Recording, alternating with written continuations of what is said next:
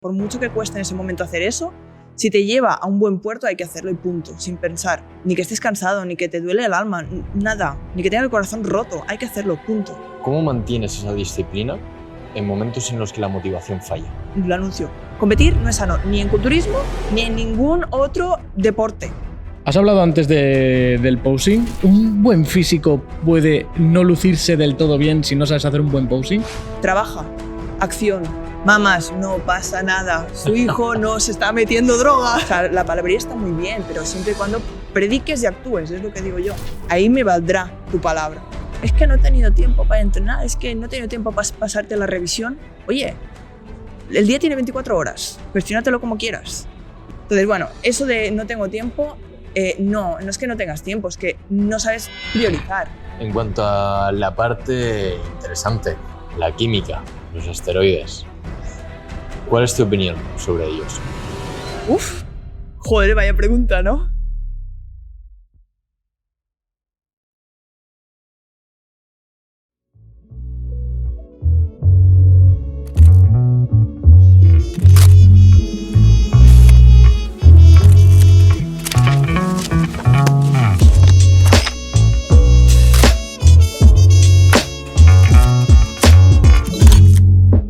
Muy buenas, queridos, y bienvenidos a este nuevo e increíble episodio de Atlanta Podcast. Hoy tenemos con nosotros a una joven promesa del culturismo en España. Una chica que a solo sus 23 años ya está compitiendo a niveles internacionales, habiendo conseguido quedar en el podio de absolutamente todas las competiciones en las que ha participado. Junto a su preparadora, Elena Sousa, está consiguiendo hitos memorables, como quedar en el podio de Empro o quedar primera de su talla en Olimpia Amateur. Los que conozcáis este mundillo y sepáis de lo que hablo, entenderéis estas referencias, y a los que no os preocupéis porque este episodio va a ser tremendamente interesante. Hoy hablaremos de todos aquellos temas que nos afectan, nos dediquemos o no nos dediquemos al mundo del culturismo. Mentalidad, gestión del estrés, gestión del tiempo y aquellos temas un poquito más tabús relacionados con el mundo del culturismo que vamos a destapar en esta conversación. Tenemos con nosotros a un verdadero portento que viene pisando muy, muy fuerte y que esperamos que disfrutéis de esta conversación tanto como nosotros. Con todos vosotros, Charlotte Cooley. Bienvenida, Carlota. Bueno, muchas gracias primero de todo por traerme aquí. Gracias de verdad. Qué presentación tan bonita. Y nada, espero que salga un rato súper bonito, que seguro que lo va a ser, porque ya veo cómo sois y el punto de vista que queréis transmitir y creo que lo compartimos mucho. Así que creo que van a salir cositas muy bonitas y que está muy bien que se dé palabra de lo que vamos a hablar aquí hoy. Total. Perfecto. Bueno, pues es un placer, un verdadero placer tenerte aquí y que nos hayas acogido en tu casa, en el sitio donde estás mucho tiempo. Y para empezar, nos gustaría entrar con... Ahora ya que mi compañero te ha descrito un poco y sabemos un poco quién eres, pero nos gustaría verlo desde tu perspectiva. ¿Quién es Charlotte para Charlotte? Pues bueno, yo me describiría como muchas cosas. O sea, Charlotte es culturista, pero Charlotte también es biotecnóloga, Charlotte también es amiga, es hija, es nieta, es... O sea, al final creo que describirnos como una sola figura pues no engloba todo lo que somos de verdad. Y por eso soy yo, soy Charlotte, igual que ustedes sois ustedes. Y bueno, eso, no sé. Perfecto. Qué bueno. Hablando un poquito de tus inicios en el mundo del culturismo, ¿qué es lo que te inspiró? ¿Hubo algún momento clave o alguna persona que te inspiró a empezar? Pues bueno, mi inicio en el culturismo realmente no creo que haya un día o un momento específico en el que dije estoy empezando en el culturismo. Fue todo muy rodado. Yo soy atleta desde que tengo uso de razón. O sea, siempre he estado haciendo 1001 deportes. De hecho, yo empecé como atleta jugando a baloncesto. De hecho, a los 6 años me federé por primera vez en la escuela de baloncesto. Estuve jugando a baloncesto aquí en el Igualada, de donde soy yo. Luego me fui al Barcelona, al Fútbol Club Barcelona, y ahí ya mi mundo realmente giraba en torno a crecer como atleta en el baloncesto y toda mi vida ya empezó a eso, pues a tener el foco en el baloncesto y solo era baloncesto. De hecho, mi día a día se dedicaba a eso y bueno, empecé en el Barcelona, ahí ya se profesionalizó toda mi carrera y ya empecé a vivir una vida de atleta. yo creo que ahí fue como el inicio, sin yo saberlo, de mi yo competidora. Como un punto de inflexión, ¿no? Ya ahí te cambiaste... Ahí empecé a tener los hábitos que a lo mejor tiene que tener alguien culturista, por ejemplo, o cualquier atleta al final. Entonces ahí, pues nada, empecé, con 15 años fue eso. Luego ya me fichó el Manresa, que también era un equipo súper bueno, donde incluso me becaron a nivel de estudios, y estuve becada 3 años hasta que acabé bachillerato, donde jugaba, entrenaba y estudiaba allí. Y luego incluso tenía planes de irme a Estados Unidos a jugar a baloncesto con una beca de estudios y todo. O sea, vamos, que mi vida era puro baloncesto. Pero por cosas de la vida que en ese momento a lo mejor no entendía, pues lo dejé. Empecé la universidad y porque allí tuve que decidir un poco sobre si dedicarme al baloncesto o estudiar realmente. Porque yo ya veía que el baloncesto ya estaba muy quemada, no lo disfrutaba como tal. También yo creo que tuve un entorno que no me ayudó mucho a seguir mi vida como atleta.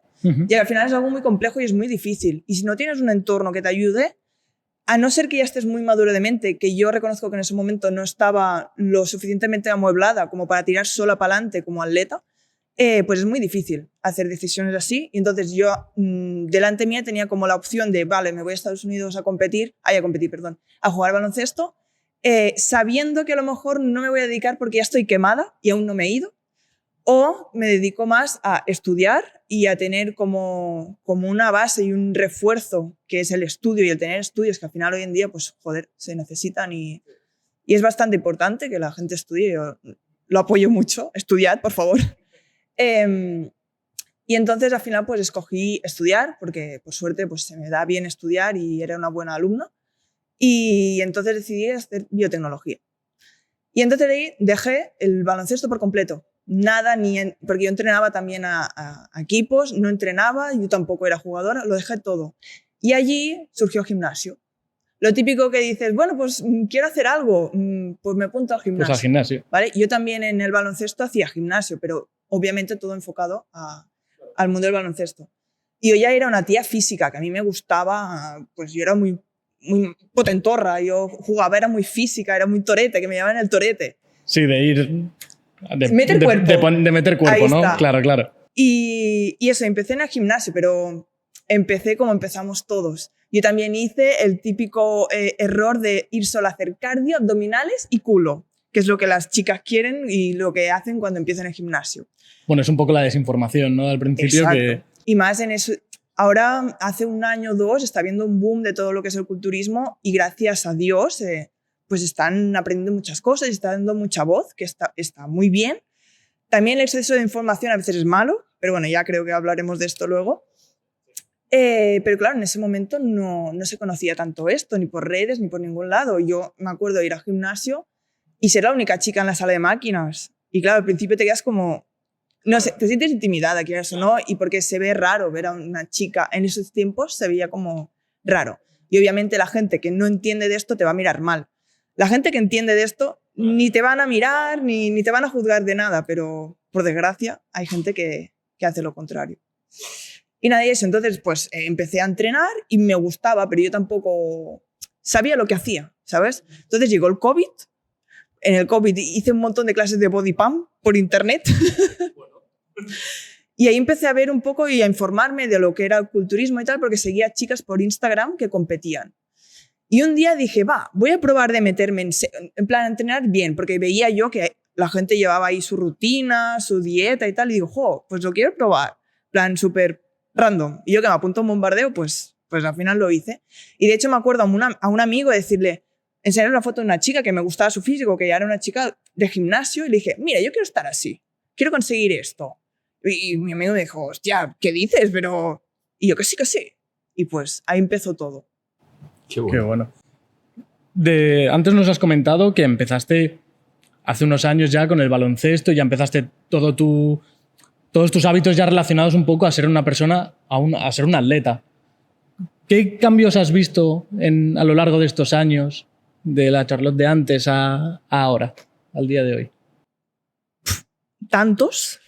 O sea, creo que el ser atleta, y eso es algo que digo mucho, hay muchos competidores, pero atletas hay muy pocos.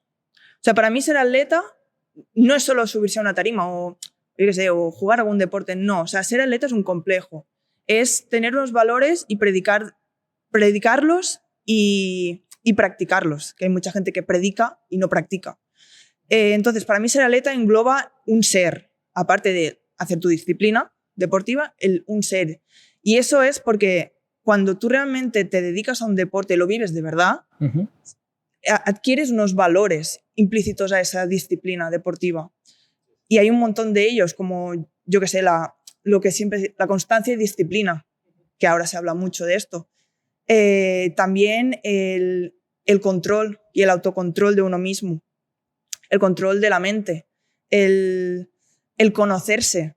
O sea, a mí, por ejemplo, el culturismo de lo que más me ha enseñado es el estar sola y estar bien sola.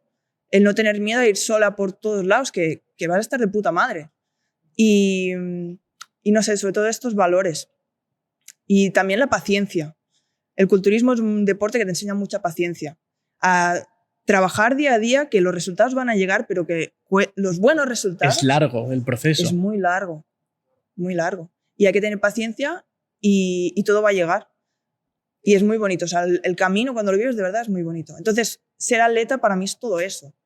Y es algo que con el tiempo te das cuenta de esto. Cuando estás en el momento, no. Porque es más, cuando estás en el momento a veces incluso frustra, pues el motivo por lo que la gente no continúa en ello, el no ver resultados al momento o tener que decir que no a otros planes para priorizar tus objetivos. Eso es algo que también da mucho de qué hablar. Es un sacrificio. Claro, pero al final tienes que poner la balanza sobre... Exacto. ¿Qué es esa prioridad en ese momento y qué te compensa más? Yo es eso, desde los 15 años estoy como... O sea, desde los 15 años soy como atleta y he vivido como tal. Yo desde los 15 sé lo que es pues, salir antes de clase en el cole para ir a entrenar o estarme 5 horas entrenando o, yo qué sé, ir a cenar viniendo de un partido y tener que cenar lo mío o irme a dormir temprano porque al día siguiente jugaba o decir que no a salir de fiesta, por ejemplo. Es que hay mil cosas. Bueno, y teniendo un poco ya el background, lo que es el pasado, también nos gustaría saber un poco cuáles son tus metas, objetivos para tu yo de dentro de unos años. Tampoco te diría que tengo un objetivo súper claro. A ver, al final, cualquier competidor, pues hay unos pasos a seguir, ¿vale? En plan, hay objetivos. Por ejemplo, ahora estamos iniciándonos en internacionales. Obviamente, hay que tocar siempre de pies en el suelo. Hay que tener, eso lo digo siempre, hay que tener mucho respeto a todos los atletas que están compitiendo como tú, que a lo mejor llevan mucho más tiempo que tú. Así que la gente que se le llena la boca de voy a lograr esto, voy a por esto, a ver, poco a poco. O sea, demuéstralo primero, a lo mejor. O sea, yo soy muy partidaria de trabaja en silencio y luego el resultado lo muestras en tarima o donde lo tengas que demostrar. Y luego te hablas. Entonces eso, obviamente, pues, yendo a tu pregunta, mi objetivo ahora, si estoy compitiendo en internacionales, es obvio que mi objetivo es quedar lo mejor en esos internacionales y cuando tenga que llegar, que gane esa tarjeta profesional, que es a lo que se va a un internacional al final. También es aparte del esfuerzo que hay, es un gasto económico, o sea, y toda tu vida va en torno a esa tarjeta profesional. Pero es eso, hay que ser muy consciente de que todo llega en el momento que tiene que llegar y no hay que decir Road to Pro, que es algo que, hostia, las redes sociales, todo el mundo, Road to Pro, Road to Pro. A ver, que está muy bien, o sea, todos vamos a lo mismo, ¿sabes? Pero es un proceso. Yo soy más de cuando llegue el momento, pues vivirlo, no antes. Antes nos decías que eres amiga, que eres hija, nieta, culturista, biotecnóloga. ¿Qué haces en tu día a día? ¿Qué hay más allá del culturismo?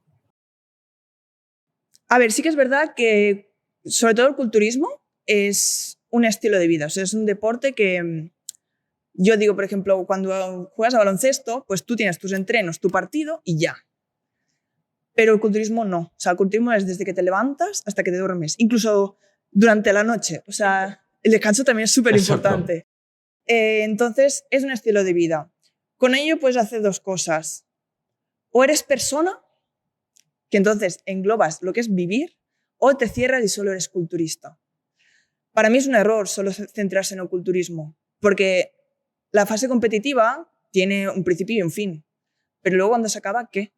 Hoy siempre digo, te pasa algo, te pilla un ictus, te quedas parapléjico, ¿qué? Entonces, ¿qué? Tienes que vivir. O sea, y si no, o cuando acabas temporada, eso los competidores lo saben, acabas temporada y tienes como un bajón anímico de, hostia, ¿y ahora qué hago? No tengo papel, ¿qué coño hago? Entonces, eso lo aprendí yo también del error. Yo también fui de esas que solo competir, solo, no.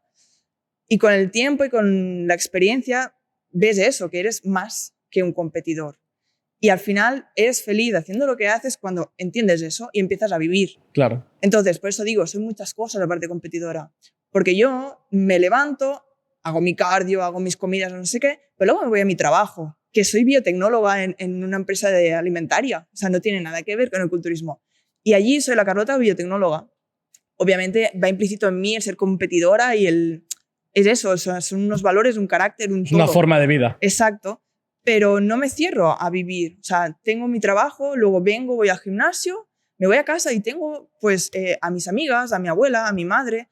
Yo también me esfuerzo muchas veces porque, por ejemplo, cuando estás a punto de competir o tal, las ganas o la energía es súper baja, no tienes ganas de hacer nada.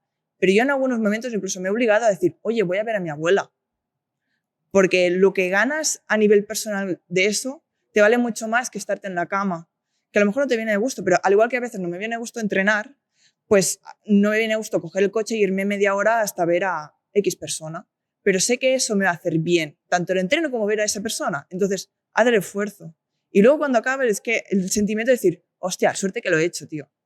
Pues eso es todo. Pues aplicado a todo, al saber en qué momento te encuentras y entonces priorizar. Obviamente, si estás a una semana de competir no te vas a ir de fiesta. Entonces, ahí priorizas lo que es la competición. Pero, yo qué sé, eso, si a una semana de competir te dicen una comida familiar, oye, pues me voy con mi tupper y os veo a todos. Entonces, se tiene que saber llevar todo. Bueno, es un equilibrio, ¿no? El hacer una balanza. Uh-huh. ¿Crees que el culturismo te ha ayudado a tener esa gestión?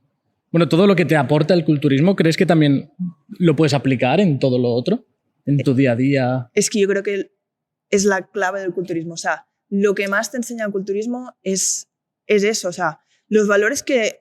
Y no solo el culturismo. Cuando eres atleta, como sí, digo, más bien como... Exacto, sí. Cuando eres atleta y lo vives de verdad, no eres una fachada. Cuando lo vives de verdad, todo lo que aprendes lo aplicas a la vida. O sea, tanto a la constancia, disciplina, el ímpetu, esto lo muestras y lo eres en todo. Y al final te das cuenta de eso. Incluso para lo negativo también. ¿A qué te refieres? A aprender a gestionar momentos malos. Exacto. Porque supongo que en muchos momentos, lo que hablábamos antes, el tema del autocontrol y todo eso. Eso es. También o sea, te ayuda. Lo que he dicho, el control de la mente, el control personal. O sea, yo para mí es de lo más clave del culturismo. Porque el culturismo, vale que se juzga un cuerpo, pero el culturismo es todo cabeza. Todo. Qué buena frase. O sea, a la que ya sabes entrenar y a la que ya... Es que eso es lo fácil. O sea, yo cuando estoy en prepa lo fácil es cumplir el papel e ir a entrenar. Lo difícil es la gestión mental. El hacer las cosas cuando no tienes energía de nada. Es que no... Ni te tiras un pedo. O sea, es que es eso. Es el saber de que lo que estás haciendo va a valer la pena. Y al principio no lo ves porque no llegan resultados. Pero luego, con el paso del tiempo, dices, joder, ha valido la pena. Y también lo ves con la otra gente. O sea, cuando tú ya tienes tan interiorizado ese control, esa autogestión de tanto las cosas buenas como las malas, luego ves a la otra gente, te explican sus problemas o sus movidas y dices, te falta mucho autocontrol.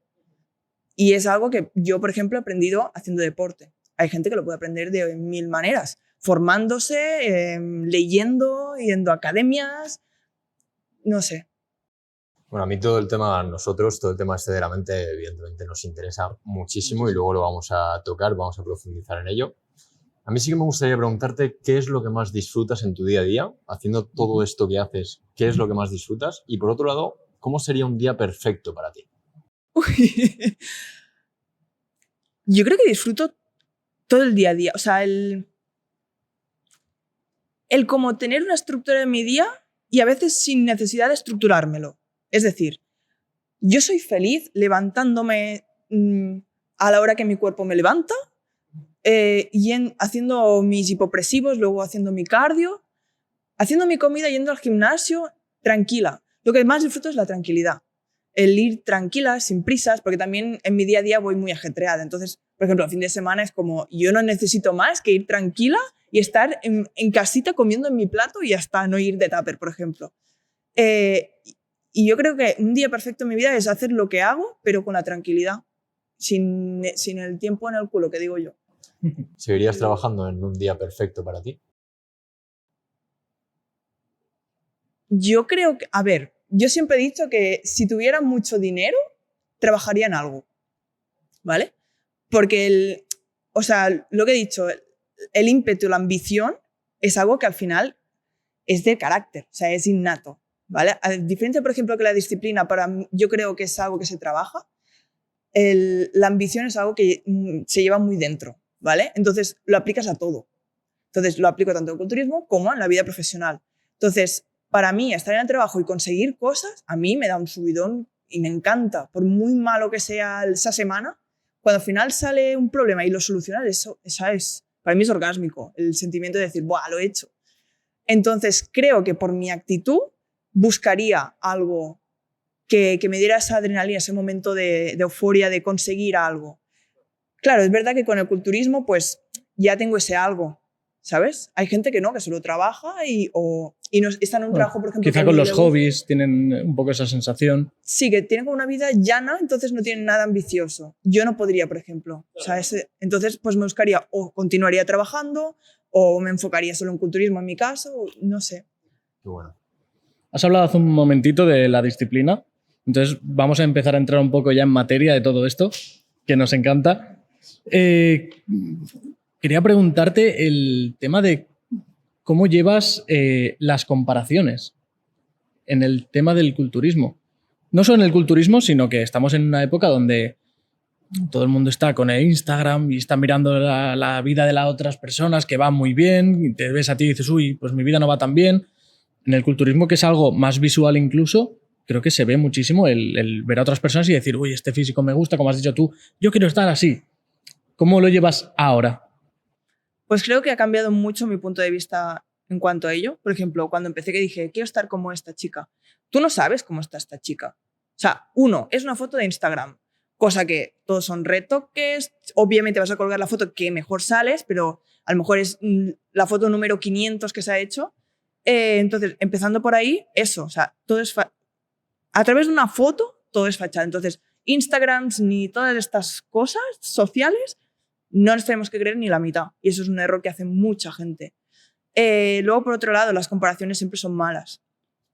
Siempre son malas si se miran desde el punto malo. O sea, yo, por ejemplo, si me comparo con alguien que admiro, para mí es una buena comparación. Es más bien el punto de la envidia, ¿no? Pero envidia sana. O sea, si es envidia sana, sí, lo por eso. acepto. Exacto. En plan, sí. Fíjate en alguien que tiene algo que tú no tienes y que quieres adquirir, entonces sigue sus pasos o aprende cómo vive esa persona. Pero no te compares con algo que te va a hacer mal. Porque es eso, tampoco sabe el contexto de esa persona. O sea, a lo mejor sale de puta madre en una foto o tiene un cuerpo de locos, pero a lo mejor su sistema hormonal está en la mierda, su salud está en peligro, tiene una vida desestructurada, no es feliz o no tiene ambiciones en la vida. O sea, para mí todo eso es mucho más que esté mejor que yo físicamente. Luego también, si ya nos centramos más en cuanto a competidora, mucha gente antes de competir se empieza a mirar todos los competidores que compiten con él, plan, los que van a salir contigo. Yo no hago nada de eso. No. En esta temporada solo me fijé en una chica porque era una chica que salía conmigo y era una chica que yo empecé a seguir cuando empecé a saber de esto. Entonces dije, hostia, que compite conmigo. En plan, una tía que idolatras y que dices, wow, pues estará conmigo en tarima. Qué bueno. Un cierto orgullo, ¿no? Qué pasada. Fue muy guay. Dije, joder, y la veía en el backstage y era como, hostia, que está ahí, ¿sabes? Y yo estoy aquí y es como, wow. Qué bonito. Esa sensación tiene que ser. Sí, muy buena. Es muy guapo. Y esa fue la única que miré que salía. Obviamente, sin quererlo, pues la gente te envía o tú ves historias y entonces de rebote sabes quién va a salir. Pero eso de mirar y comparar y tal, no lo hago. Qué bueno. En su día, cuando quizá tenías más este pensamiento de compararte o de fijarte en el cuerpo que tú querías, ¿hay alguna técnica, algo que te fue especialmente bien y de una forma más específica para dejar de compararte? Yo creo que eso llega. O sea, creo que la clave ahí está en aprender, en empezar a conocerte a uno mismo y saber lo que tú vales. En el momento en que tú te das ese valor y sabes dónde estás, no necesitas esa comparación, porque también aprendes a saber que tú eres tú, personas como tú solo hay una, con tu contexto, con tu todo. Entonces, ¿de qué te sirve compararte con alguien que no está bajo tu mismo contexto? Es que no sirve de nada. Es eso, compárate con cosas que de verdad, pues eso, ambiciones o cosas que te sumen, pero no que te resten. Entonces, yo no hice nada para dejar de compararme. Simplemente empiezas a trabajar en ti, a hacer introspección, a valorarte y no dejé de necesitar como esa comparación. Qué bueno. O es como la autoconfianza, en decir, Exacto. yo estoy aquí, Sí. voy a trabajar para llegar aquí porque quiero estar aquí y ya está. Y no voy a mirar a nadie más, porque eso es que no sabes lo que hay detrás de cada persona, entonces no te sirve de nada. ¿Cómo trabajas esa mentalidad que tienes para mantenerte motivada? ¿Crees que a día de hoy sigues teniendo motivación o ya es todo disciplina? Bueno, es que la motivación es un mito. O sea, la motivación Me encanta son como los reyes. Nada de motivación. O sea, ir motivado está muy bien. O sea, no vamos a Pero es un hacer flash, un feo a ¿no? la motivación. Pero es que la motivación es algo súper efímero. Es algo que a lo mejor te impulsa a empezar algo, la motivación. Pero todo llega con disciplina, con constancia. O sea, la motivación no te lleva a ningún lado. Es más, un tonto motivado es lo peor que te puedes encontrar. Y soy así de transparente. Quien me conoce lo sabe. O sea, es que es eso. O sea, la motivación no es nada. O sea, todo se construye a base de trabajo. Y trabajo constante, día a día. Sabiendo dónde estás, sabiendo dónde quieres llegar y haciendo los pasos que tienes que hacer para llegar ahí. Y en ese proceso es imposible que cada día te levantes motivado a hacer eso, porque en ese camino habrá cosas que no te gustarán hacer. A ver, yo siempre lo digo, estoy muy feliz con la vida que tengo porque me la he currado y porque estoy contenta con lo que estoy haciendo.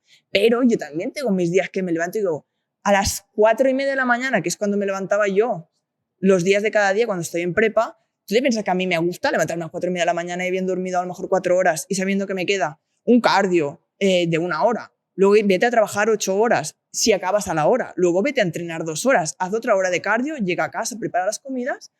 Yo lo disfruto mucho, pero obviamente hay días que dices, que hostia, pesan. tío, no voy nada motivada, ¿sabes? Y más cuando estás al final de la preparación, que además estás comiendo poco, tienes poca energía, estás empático. Entonces, eso, si tiras de motivación, vas a durar 2 días. ¿Qué es lo que dura la gente en el gimnasio y en muchos deportes o en muchas cosas en la vida? Venga, sí, estoy súper motivado, voy a empezar esto, qué chulo, que no sé qué. Trabaja, acción. O sea, la palabrería está muy bien, pero siempre y cuando prediques y actúes, es lo que digo yo. O sea, y entonces ahí, pues, ahí me valdrá tu palabra. Exacto. ¿Crees que la motivación es un poco la chispa que hace empezar algo y luego Sí. ya la disciplina ya es Exacto. todo funcionando, ¿no? Exacto. Qué bueno. A mí me ha gustado mucho esto que has comentado. Trabajas 8 horas. Creo que no trabajas cerquita de aquí. No. Entrenas y te pegas unos entrenos importantes. Luego sacas tiempo para ver a tus abuelos, para estar con tu madre, para ver a tus amigas. La frase "no tengo tiempo", que hay mucha gente que dice. ¿Qué opinas de esa gente que dice no tengo tiempo y cómo organizas tú tu día para poder cumplir con todo ello? Mira, esa frase me repatea hasta el alma mismísima. O sea, el no tengo tiempo. De hecho, cuando yo en su momento hacía asesorías a la gente y tal, cuando estudiaba para sacarme un dinero, y la gente es eso, es que no he tenido tiempo para entrenar, es que no he tenido tiempo para pasarte la revisión. Oye, el día tiene 24 horas, gestiónatelo como quieras. Y si quieres te lo gestiono yo y verás que incluso puedes dormir 8 horas, ¿sabes? Entonces, bueno, eso de no tengo tiempo, no es que no tengas tiempo, es que no sabes priorizar o no quieres priorizar tu objetivo por encima de otras cosas. Oye, que es súper lícito. O sea, no todo el mundo tenemos que priorizar lo mismo, porque si no, al final, pues todos seríamos robots, que bueno, casi lo somos hoy en día en la sociedad. Sí. Otro punto que podríamos hablar mucho rato. Pero bueno, eso, o sea, ahora me he perdido. Eso, o sea, que el no tengo tiempo o sea, es mentira. O sea, no hay nadie que no tenga tiempo, sino es gente que no se sabe gestionar. O sea, el tiempo se gestiona, hay organización. Es algo que también yo he aprendido con los años. Yo al principio pues también me costaba cuadrarlo todo y además que yo fuera tranquila a hacer las cosas. O sea, Claro. porque también la autoexigencia, la presión que te pones a ti mismo a veces es más mala que cargarte de cosas y de hacer un montón de cosas. Entonces, todo es gestionarlo. Entonces, eso, organizarte bien el día. Yo qué sé, cuando empecé yo, pues me sentaba, cogía mi agenda y apuntaba todo lo que tenía que hacer. Y te apuntas las horas que crees que vas a estar. Más o menos. Exacto. Date un margen, o sea, no te pongas ahí todo apelotonado porque nunca salen las cosas de rajatabla, y te sientas y te organizas y esa es la manera que encontré yo de hacer las cosas. Y a día de hoy sigo así. Tú miras mi agenda y todo está en plan, de tal hora a tal hora, esto, no sé qué. Incluso a veces me pongo a qué hora me tengo que duchar el pelo. O sea, y gestión, y más cuando tienes tantas cosas que hacer en un día. Uh-huh. Y ¿Crees que es importante que estas cosas se pudiesen enseñar? El hecho de que nos enseñe la organización de tiempo en la escuela. totalmente. O sea, creo que incluso es algo que tendrían que enseñar en el colegio, por ejemplo. En vez de enseñarnos, qué sé, no sé. Música, tocar la flauta. Partes del volcán. Sí, en plan, sí, cosas que dices, vale, muy bien, pero me va a servir, que sí, que hay cosas que sí, obviamente. Pero yo qué sé, al hacer la renta o saber cosas de papeleo, hacer una hipoteca, gestionarte, la autogestión, el autoconocimiento, el desarrollo personal, son cosas que yo creo que se tendrían que enseñar. Y el organizarse es algo que se podría. Hay 1001 maneras de gestionarse y cada persona es un mundo. Entonces, que alguien te pueda enseñar técnicas a hacerlo antes de que estar tú solo, porque al final, si sabes de alguien que sabe, que te puede enseñar, te vas a ahorrar tiempo y sabes que lo vas a hacer Siempre bien. es un poquito mejor cuando Exacto. tienes a alguien que sabe. Te ahorras tiempo. Lo mismo final. pasa con un preparador, imagino. Exacto. No avanzas igual si vas Claro. por lo libre que si coges y contratas un preparador y tienes... Al final es como un mentor. Es contratar a un mentor. Es alguien Sí. que te Que va a dar te los guía. errores que él ha cometido para que tú no los cometas Exacto. Al final es como todo. Tú, cuando pagas algo, estás pagando un servicio o un objeto o un algo. también. Ujú. Pues, joder, que mejor que invertir en algo que te va a ayudar toda la vida. ¿Sabes? En cuanto a tus inicios, el tema de las comparaciones que hablábamos al principio, ¿qué ha sido lo que más te ha costado superar? ¿O cuál ha sido el mayor desafío, digamos, el mayor desafío mental que hayas tenido que superar? ¿Y cómo lo hiciste? ¿Cómo lo superaste? Yo creo que lo más difícil, pero lo que más me ha enseñado, es el ir contracorriente, el ir sola.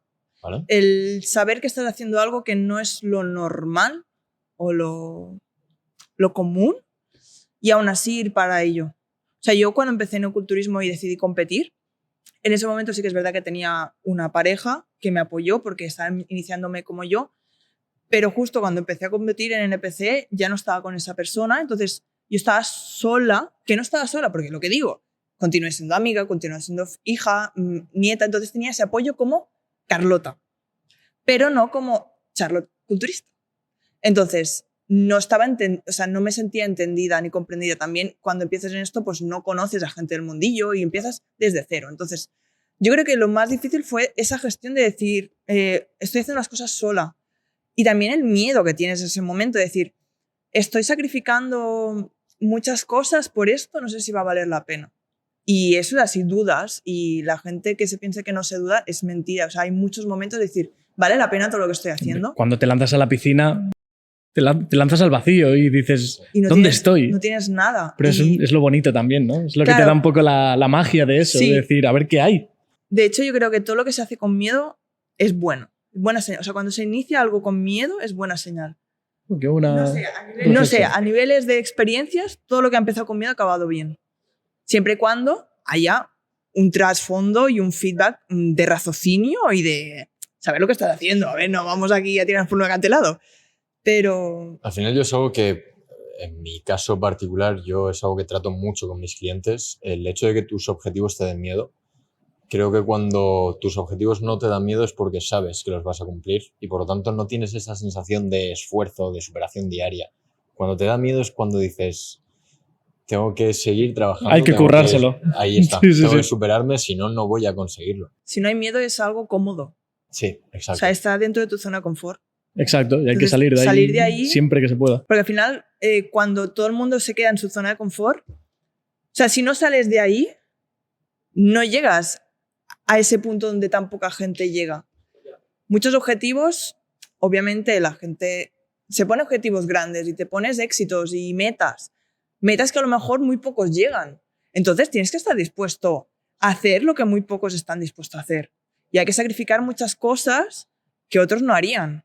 Si eso estuviera dentro de nuestra zona de confort, todos seríamos espectaculares, todos seríamos de éxito y todos seríamos los putos amos de todo. Pero no, entonces hay que saber dónde estás, dónde quieres llegar y saber, pues como todo, poner la balanza y saber si te vale la pena todo lo que estás haciendo. Vamos a ver cómo formulamos esta pregunta. Nos has hablado de que la motivación es un mito y de que hay que tirar de disciplina. ¿Cómo mantienes esa disciplina en momentos en los que la motivación falla? No pienso. O sea, increíble. Sí, talibán total. Soy muy talibán. O sea, es como, yo sé lo que tengo que hacer para llegar ahí. Entonces, en el momento en que no hay motivación, me da igual. Hay que hacer esto, punto. Es que no te lo plantees, no te lo cuestiones, no. ¿Tú has decidido esto? Pues hazlo. Que si luego llega el momento y ya no te ha valido la pena, vale. Entonces ahí dejas de hacerlo. Pero que el proceso que te has marcado hacer, lo cumples. Y cuando acaba, entonces valoras si te ha valido la pena o no, entonces lo dejas o continúas. Y yo, es que soy así. También es verdad que yo soy muy así en todo, soy muy talibán. Entonces, y desde siempre. También por eso, porque empecé súper chiquitita a ser deportista. Claro. O también eso te construye. Y eso, porque manera. También supongo que es algo que he visto que me ha ido bien en la vida. El tener esta capacidad de eso, de no pensar las cosas y que saber que por mucho que cueste en ese momento hacer eso, si te lleva a un buen puerto hay que hacerlo y punto, sin pensar. Ni que estés cansado, ni que te duele el alma, nada. Ni que tengas el corazón roto, hay que hacerlo, punto. No hay cosa que... Qué bueno. Sí, seguir para adelante como un toro y arrasar final, con todo. Joder, qué cosa... No hay nada más valioso que tu puto objetivo. Total. O sea, eres tú. Es que eres el protagonista de tu vida y serás el único protagonista en la vida de los demás. O sea, puedes querer a mucha gente, a tu pareja, a quien sea, pero al final, si tiene que escoger, se va a escoger al mismo. Y si no, es porque no ha trabajado en el mismo y porque no es lo suficientemente maduro personalmente. Entonces, ¿qué hay cosa más motivadora o que te tenga que dar más ambición que tener tu puto objetivo? O sea, es que no hay nada más. Exacto, sí. Y vivir el proceso y crecer con él. Esto es una frase que dijo, si no recuerdo mal, Henry Ford, creador de los coches Ford, que dijo algo así como, si no diseñas tu propio plan de vida, caerás en el plan de vida de otra persona y adivina lo que ha preparado para ti. No mucho. Entonces es un poco lo que hablas, ¿no? Si no tienes tu propio plan de vida, vas a terminar perteneciendo al objetivo de otra persona. Es eso. Y eso no. Y hoy en día, gusta. Por desgracia, hay mucha gente vacía en eso. Mucha gente que sigue al resto porque está bien o porque nos han dicho que está bien hacer eso. Exacto. O sea, incluso cuando tú te sales de ahí, es eso, te entra el miedo, te entra la duda, porque dices, ¿lo estoy haciendo bien? Todo el mundo está haciendo eso, en ese momento les va bien y a mí me está yendo mal o estoy mal o me siento triste. ¿Y si hago como ellos? Pero luego pasa el tiempo y dices, joder, pues qué guay ser diferente. Ser diferente mola. O sea, ser diferente es que al final yo creo que todos nos queremos distinguir en algo de los demás. Entonces te lo tienes que ganar. Sí. Entonces, y eso se hace con acciones diferentes al ahí resto. Está. No puedes hacer todo el rato lo mismo. Con acciones. Cambiando un poquito de tema, yo no soy un entendido del culturismo, pero sí que sé que se hace una fase como de preparación y una fase de volumen. Cuando se hace esa transición, entiendo que se cambian muchos hábitos. Sí. O sea, cambias muchas formas de... No quizá el hábito directamente, pero sí que cambias la alimentación o cambias la forma de entrenar completamente porque pasas a hacer más cardio o... La rutina, digamos. Exacto, más bien la rutina. ¿Cómo llevas ese cambio, esa transición? ¿Es fácil de hacer? Porque imagino que es muy extremista. Pasas de una cosa a otra de golpe. No es nada fácil. Y más si hablamos en temas competiciones. O sea, con una mentalidad competidora. Al final, si no compites, por ejemplo, hay la típica fase volumen, fase definición, ¿vale? Fase volumen, pues, a grosso modo, estás en una fase hipercalórica, que significa comer más de lo que gastas, que eso es lo que se necesita hacer para ganar masa muscular y ponerte fuerte. Si no haces volúmenes y comes y entrenas duro, no te vas a poner fuerte, es mi arma. Entonces, esa es la fase de volumen. Y luego hay una fase de definición que es al contrario, una dieta hipocalórica en la que consumes más de lo que ingieres. Entonces ahí pues baja el porcentaje graso sobre todo y si hace las cosas mal también baja el músculo, pero bueno, si hace las cosas bien pues en teoría es eso, pues dejar a relucir todo el músculo que has ganado en volumen, ¿vale? Eso a grosso modo. ¿Qué pasa? Hablamos de en temas competiciones, haces esa fase de volumen, entonces te empiezas a preparar para competir, ¿vale? Entonces empiezas preparación. Sería como decir una definición, pero ya con el foco de que te vas a preparar para una competencia. Entonces esa es como la parte realmente más dura a nivel psicológico. Por el hecho de que estás pones tu cuerpo al límite en cuanto a nivel físico, o sea, y sobre todo en competición, estás a un punto de porcentaje graso que no es sano. O sea, ya lo anuncio. Competir no es sano, ni en culturismo, ni en ningún otro deporte. Luego o sea, vamos a ir a eso. A niveles de élite no es sano. No. Pues llevado a un extremo todo. Claro. Todo lo lleva a un todos extremo. Los extremos son malos en esta vida. Y más cuando estás jugando con la salud, porque al final es así. Y quien te diga que no miente o no sabe de lo que habla. Entonces, bueno, a lo que vamos. Este cambio de fases, pues es jodido. O sea, tanto a nivel mental como físico, si no lo sabes llevar. A nivel mental, por ejemplo, voy a hablar de cuánto pasas de competir, ¿vale? Tú has estado compitiendo, has estado en preparación, compites y se te acaba la temporada. Ahí es donde muchos culturistas caen en una tremenda depresión. Y caes porque llevas tanto tiempo con el foco metido en una competición o en un objetivo competitivo que se te acaba eso y es como, ¿y ahora qué coño hago? ¿Qué hago? Te levantas al día siguiente y dices, ¿qué hago? ¿Hago cardio? ¿No hago cardio? ¿Qué como? ¿Qué cantidad me pongo? ¿Qué tal? Que a ver, muchas veces los entrenadores ya te pautan. Al día siguiente lo tienes todo pautado. Pero ese momento de decir, ¿qué hago? O ¿qué objetivo voy a poner? ¿O cuánto tiempo voy a tardar? El no saber, porque llevamos como, sin quererlo, si lo llevas mal, te vuelves adicto a una planificación. Y entonces el desplanificarte te saca de tus esquemas y es ahí cuando si no sabes gestionarlo te puede pegar bien fuerte y muchos culturistas ahí caen y caen muy fuerte. Y cuando es tus primeras veces compitiendo, ahí es muy jodido. Yo siempre lo digo, el postcompetición es la fase más dura de un competidor. Sobre todo qué interesante eso, ¿eh? Es la más dura. Por eso no tienes ambición, porque en ese momento además te viene una época de tienes que estar como unos meses de regulación. O sea, al final llevas tu cuerpo al extremo, ese cuerpo se tiene que recuperar, tanto a nivel metabólico como hormonal, sobre todo en mujeres, como psicológico. O sea, tienes que volver como a una normalidad y entonces ahí planteas si hacer volumen, si hacer una recomposición, diferentes estrategias de competir, ¿vale? Pero esa etapa, que a lo mejor son unos 2 meses o así, ese momento es muy jodido. También mucha gente cae en eso porque solo han tenido el foco en el culturismo. No han sido personas. Es lo que volvemos a lo de antes, ¿no? Es lo que estaba predicando antes. El tener más allá del culturismo. Claro, se te acaba esto y ¿qué haces? Te entra un vacío súper heavy. Total. Viendo este punto también que me parece interesantísimo, ¿qué consejo le darías a alguien que esté empezando en este mundo? Y hablando de este tema, ¿qué consejo le darías a alguien que esté empezando en este mundo para la postcompetición? ¿Cómo puede hacer para que no caiga en esa depresión de culturista? Desgraciadamente creo que es algo que se tiene que vivir y aprender del error para realmente, pues eso, no pasarlo tan mal. Aún así se puede advertir y se puede dar conciencia de lo que es el postcompetición. Consejos que daría, sobre todo eso, el ser consciente de que somos más que un competidor, somos personas, tenemos entorno, tenemos corazón, o sea, en plan, es mucho más que somos más que un competidor, somos atletas y somos personas. Y cuando empiezas a compaginar el vivir con el competir, entonces se hace más liviano esta parte de postcompetición. Yo, por ejemplo, este año lo he vivido en mis carnes completamente. O sea, este postcompetición ni de coño se parece a los otros que he vivido. Y es por eso, porque soy consciente de que hay más que eso. Entonces, quieras o no, cuando se te acaba la competición, pues tienes más cosas de las que disfrutar o de las que agarrarte. También, y creo que es un tema bastante importante a tocar, cuando se acaba de competir, sobre todo en culturismo, hablo, el tema de los TCAs. O sea, el tema de los problemas con la alimentación es algo muy frecuente. Y pasar la línea es muy fácil en el culturismo. Porque cuando se te acaba de competir, tu cuerpo está como en plan, venga, empiézame a dar comida.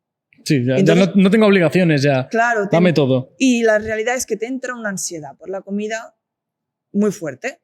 Y saber gestionar eso para mí es de lo más complicado, aparte del tema emocional y toda esta depresión que hemos hablado de el sacar el foco.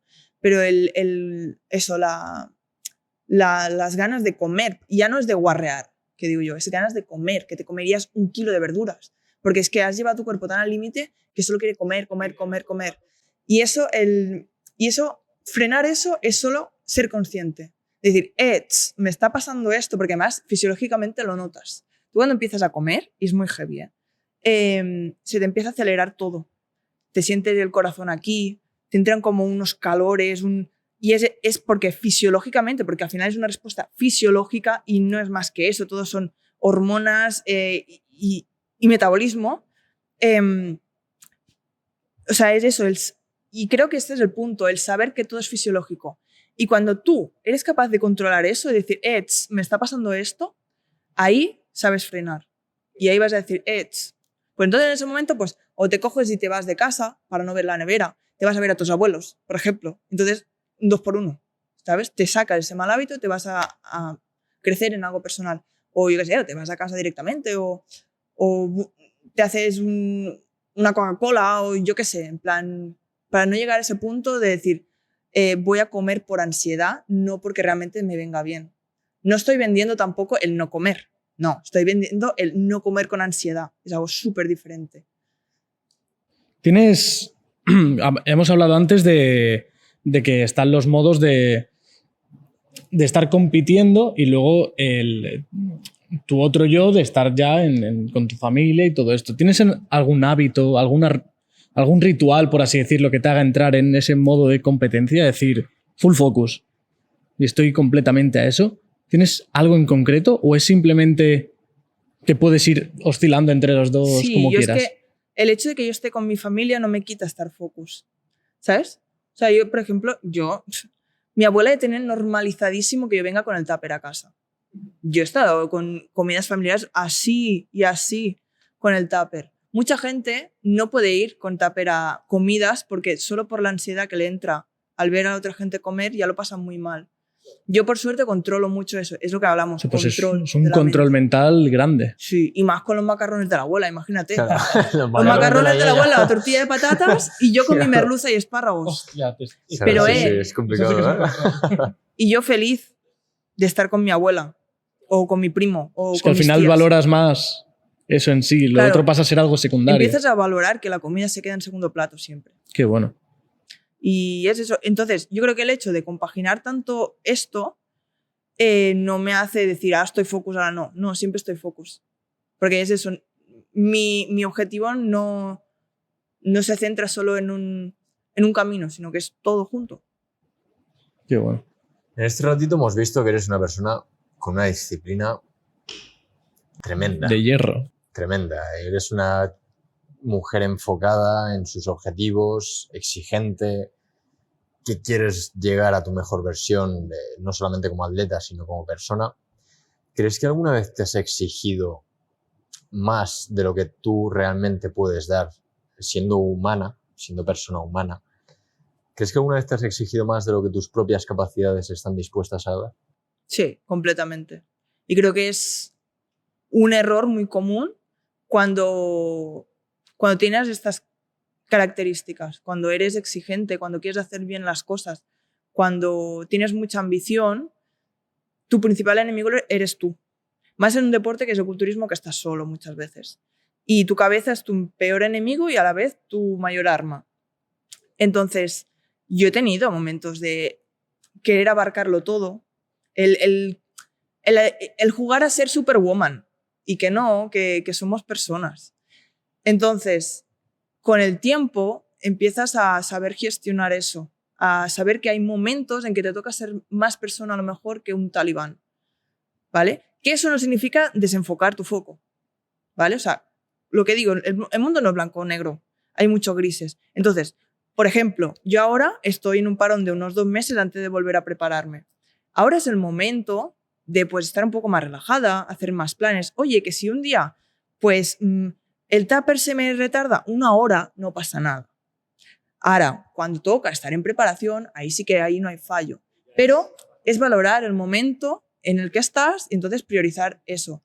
Y claro, el tema de autoexigirte es eso, es tu mayor enemigo en ese tema, en ese sentido, porque no, a veces no te deja ser persona el ser tan autoexigente, porque solo ves un objetivo y vas como burro por ese objetivo y no ves el límite que tiene tu cuerpo y tu mente. Y al final es que todo es tiempo, saber cómo reaccionas ante las situaciones y aprender a eso hasta que llega el punto que ya sabes lo que va a pasar, entonces dices, pues voy por este camino o por el otro, porque tal vez ya hice este error, ahora voy a hacer esto. No lo cometes de nuevo. Exacto. O te conoces, te aprendes a conocerte y a no cometer. Es lo más importante de esta vida, yo creo. En momentos que quizás te has exigido demasiado y que quizás has necesitado un descanso, por así decirlo, ¿cómo escuchas a tu cuerpo y sabes cuándo necesitas un descanso? Entiendo que la mayoría de veces, a mí mismo me pasa, y no soy culturista, la mayoría de veces cuando quieres entrenar o cuando tienes que entrenar, la cabeza te está diciendo que no te apetece, que tienes cosas mejores que hacer, etc. ¿Cómo diferencias cuándo es la cabeza la que te está hablando y cuándo es el cuerpo y realmente necesitas ese descanso? Es muy difícil. O sea, llegar a ese punto de control físico y mental es muy difícil porque muchas veces no sabes si te habla tu cabeza desde la comodidad o tu cuerpo desde realmente que está necesitando que pares. Yo he cometido el error muchas veces de que he tenido que caer enferma para parar. Porque el cuerpo es muy sabio y el cuerpo llegará a un punto que dirá, nena, para. Y yo muchas veces he caído enferma por eso, por no parar, por agotamiento. Y decirme al médico, oye, vete a las Maldivas, es que necesita descansar. Y yo, ¿me lo paga usted, señor? No, pero es eso. Entonces, yo he pasado por ahí. Entonces, yo a día de hoy sé cuándo está llegando ese momento. Cuando digo, algo no va bien. Que en mi caso es cuando empiezo a dormir mal, cuando voy más acelerada, cuando no... Es como un sentimiento de todo el rato de corre, corre. Y cuando eso se prolonga mucho en el tiempo, sé que entonces estoy yendo mal. Entonces es como, frena un poco. Y entonces es como que paro un poco, intento buscarme un momento para mí, un día para mí, rollo, no me busquéis este día. Entonces ahí es cuando me autogestiono. Y tampoco me esfuerzo a llegar a ninguna conclusión en ese día, pero solo el hecho de yo ya estar tranquila y no tener ningún plan, por ejemplo, a mí ya eso me autorrelaja. Okay. Y es muy difícil el conocer también las señales de tu cuerpo y de tu cabeza en alguna situación, porque, por ejemplo, cuando tú vas a entrenar y tú estás en un déficit calórico muy heavy, tu cuerpo no va a querer que entrenes y te va a enviar señales de que no quiere entrenar. Entonces, ahí tienes que saber también cómo tienes que actuar. En mi caso, pues si estoy antes de competir, pues se hace el entreno y punto. Me da igual lo que me está diciendo el cuerpo, ¿vale? Y ahí es donde se tiene que llegar a decir, mi objetivo, mi camino es ese, nadie me va a sacar de ahí. Entonces, ese es el momento de ser talibán y ser constante. Sí, te quizá sobrepasar un poco ahí el límite, Exacto, ¿no? pasas el límite. Al final, para llegar tu cuerpo al límite, tienes que hacer cosas que pasan el límite. Pero, como digo todos son contextos. Eso es un contexto. Otro contexto es, por ejemplo, pues que tengas una semana de curro con mucho estrés, que estés fuera de temporada y que notes esa ansiedad. Entonces, ahí es un momento que a lo mejor sí que tienes que parar, ¿vale? Entonces, todo es mirar dónde estás, el contexto que tienes y poner en la balanza lo que en ese momento necesitas. Y es así. Que eso también mucha gente lo coge como excusa. Es decir, no es que mi cuerpo me pide descansar. ¿Has valorado bien, mi reina? Porque ese también es un error muy frecuente, muy frecuente. Es decir, yo he visto mucha gente que dice, no, es que he hecho semana de descarga de entreno, que significa entrenar menos fuerte, porque es que mi cuerpo me lo pedía, o es que necesito relajarme, no sé qué. Es que lo necesito. Y es en plan, los que entendemos de esto, es que ni cuando lo necesitas lo ves, ¿sabes? Sí, pues imagínate a alguien que no esté... Exacto. Es Entonces dices, imposible, ¿no? Es que es una excusa perfecta que te has De cogido comodidad, ¿no? y que por Instagram queda muy bien decirlo. Es que, chicos, es que necesito descansar. A ver. Entonces, todo es equilibrio.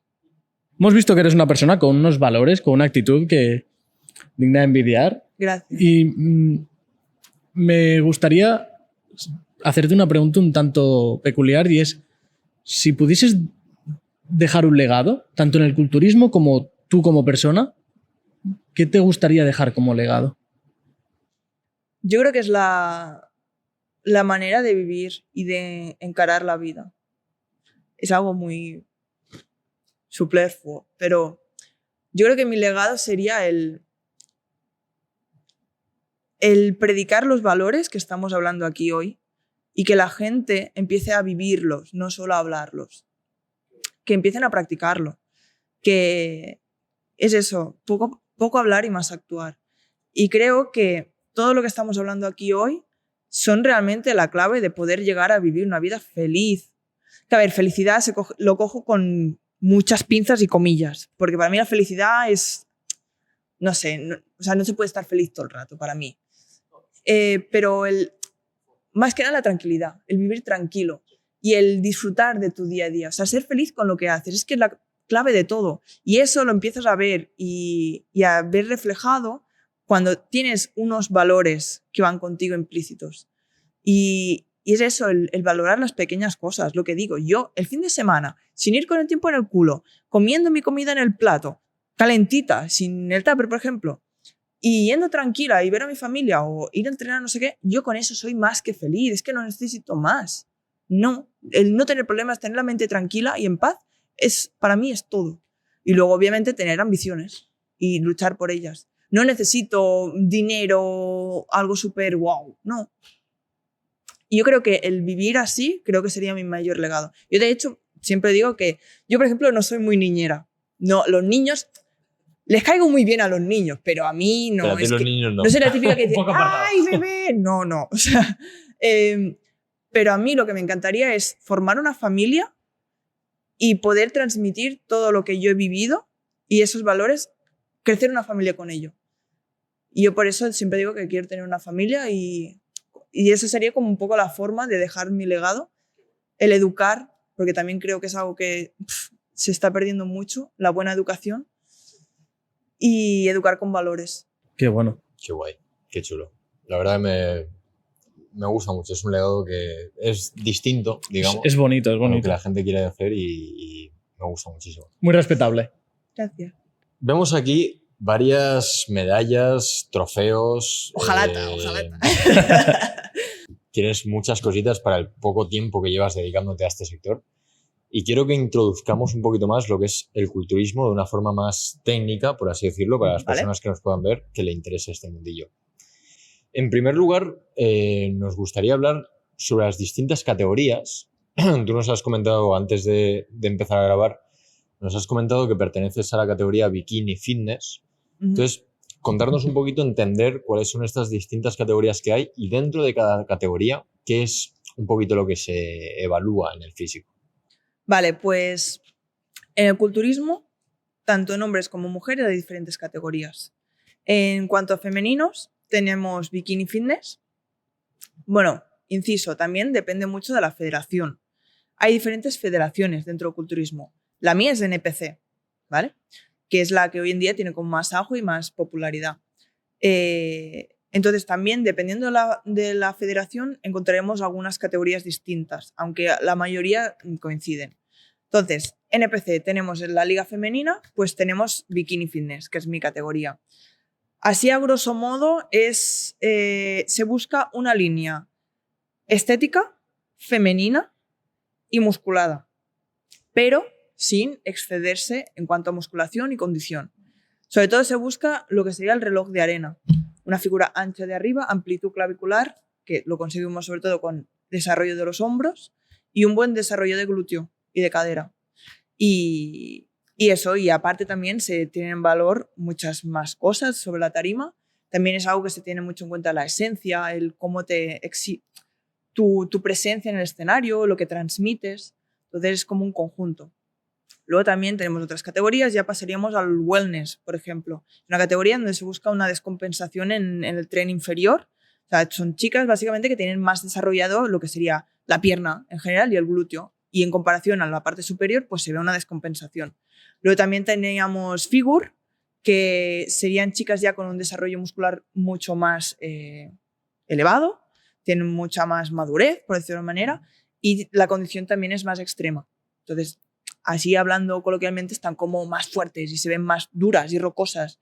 También todo esto, el posing, lo que sería en tarima, también cambia según la categoría, ¿vale? Luego ya teníamos, pues, por ejemplo, las culturistas, que ya son chicas que están tremendamente fuertes y que son brutales. Más fuertes que el vinagre. Sí, eso que dices, joder, flipa, ¿sabes? Y así, luego también, pues, de chicos, pues también encontramos men's physique, que son los que van con el bañador. Sí, que es como el clásico, ¿no? No. Ah, no, ese es Classic Ese Physique. es Classic. Es verdad, estoy aprendiendo. Ahí. Somos el men's physique, luego ya pasaríamos a Classic, que es una categoría que ha ganado mucha popularidad hoy en día con Cebum. Es el papi. Mítico Sebam, que está invitadísimo a este podcast si quisiese venir. Cuando quieras. A mi casa también estás invitado, Cebum. Tendríamos Classic, luego también tendríamos, pues, lo que ya sería culturismo, que hay 212 o los culturistas de heavyweight, lightweight, que son los más fortotes. Has hablado antes del posing. ¿Qué importancia tiene realmente? Es decir, ¿un buen físico puede no lucirse del todo bien si no sabes hacer un buen posing? Igual, y al mismo modo, un físico no tan bueno puede lucirse mucho mejor si tiene un buen trabajo en el posing. Totalmente y completamente. Yo he visto físicos que dices, vas brutal, y luego ves en tarima y no luce. O al revés, físicos que dices, bueno, no me preocupa. Los ves en tarima y dices, wow. Entonces, el posing es todo. Y más en mi categoría, por ejemplo, que es bikini. O sea, se valora el posing y la presencia en escena. No tanto como, por ejemplo, una culturista, ¿vale? Y es eso, en cuanto a bikini, el posing es súper importante. El cómo te muestras, cómo fluyes, cómo tienes que estar como fluyendo, o sea, en una nube en el escenario, tienes que verte suelta, tienes que tener ese algo, y ese algo es haciendo el posing bien. Y cuesta mucho el posing. Es algo que cuando la gente lo ve dice, ¡ay, qué mona, qué fácil! Sí, ponte tú con los tacones y aprieta, porque eso es otra cosa. La gente se piensa que no apretamos y que todo sale muy fácil.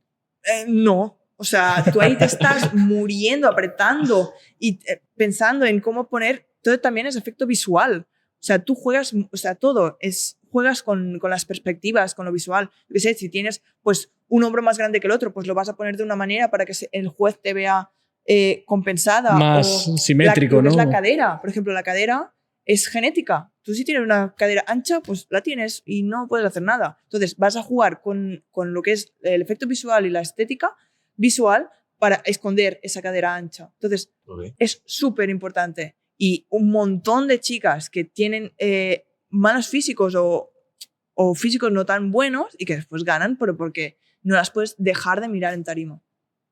Y es así. Y eso son horas y horas y horas. Sí, lo que nos has comentado un poco antes, que casualmente este es uno de los sitios donde... Este es mi templo del posing. Aquí han pasado muchas horas, muchos callos con los tacones. Y sí, Hostia, claro, porque además practicas en tacones y todo claro. Claro, Claro, no es lo mismo, no es la misma estabilidad ni nada, ¿no? Cambia un montón. Hacer posing sin tacones... Está tirado, ¿no? Joder. Que luego vas con los tacones como si fueras con sin nada. Pero, hostia, yo a veces ahora miro... Yo me guardo todos los reportes y yo miro reportes de cuando empecé y decía, joder, parece un pato mareado andando. ¿Qué iba a decir? Al principio recuerdo tus imágenes en Instagram donde te tapabas la cara diciendo, de momento el posing es de cuerpo, la cara todavía no la estamos practicando, luego Claro. ya sí que fuiste... Claro, es que además es eso, o sea, Tienes que tener la cara relajada, ¿no? Claro. Como si fuera muy fácil y todo es súper bonita y ahí estás apretando. Yo qué sé, a lo mejor a mí me pasa un montón de veces. Yo soy muy de tener calambres y cuando poso, ¡buah!, se me sube todo. Y tú tienes que estar ahí con la sonrisa, en plan de estoy de puta madre, pero me está entrando, me vibra hasta el alma. Y es así, sí.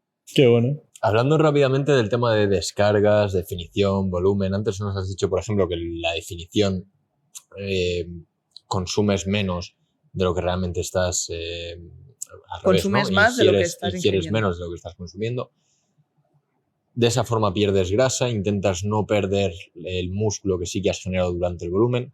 Rápidamente, ¿qué es el volumen, la descarga, la definición, todo esto? Vale. Volumen, es lo que hemos hablado, es un momento de ganancia muscular en el que se busca un ambiente anabólico, que se llama, que eso se consigue entrenando fuerte, que es cuando vas a romper las fibras musculares que a la hora de regenerarse van a crecer y va a crecer tu músculo, y para que eso se regenere, pues tienes que comer bien. Para que se regenere, la proteína vaya toda donde tenga que ir. Entonces, proteína, carbohidrato y grasas, ¿eh? No perdamos la importancia de todos los macros.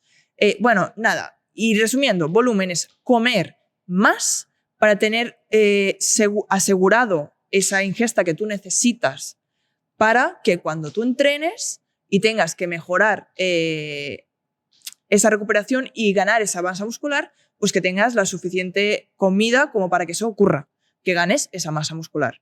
Entonces es comer mucho, entrenar mucho y descansar también mucho para que tu músculo crezca. Luego, ahí es una fase súper importante, sobre todo cuando estás empezando. O sea, cuando empiezas, no puedes ponerte medio año en volumen y luego ya meterte en una definición, porque es que lo vas a perder todo. O sea, es que no. Entonces, luego ya hablamos, pues, por ejemplo, la definición, que es lo contrario. Lo ideal sería plantear una definición cuando tú ya tienes una buena base muscular, cuando tú ya has hecho pues, un previo volumen o también una definición cuando alguien tiene un problema de salud en el que tiene que bajar su porcentaje graso, ¿vale? Pero ya hablamos más de en cuanto a culturismo, en cuanto a que hay la finalidad de ganar masa muscular y de lucir esa masa muscular, ¿vale? Entonces, si hablamos en este punto de vista, pues la definición lo que buscas es eso, bajar el porcentaje graso manteniendo al máximo tu masa muscular. Entonces, para eso necesitas un déficit calórico, que es básicamente pues eso, comer menos de lo que gastas para que tu tejido adiposo y tu grasa se oxide y pierdes esa grasa extra. Hay mucha cosa, ¿eh? Uy, lo estoy hablando súper... Por encima, ¿no? Uf. Claro, también luego a nivel hormonal, metabólico y todo es... Y yo soy una friki de todo para esto. las mujeres más todavía.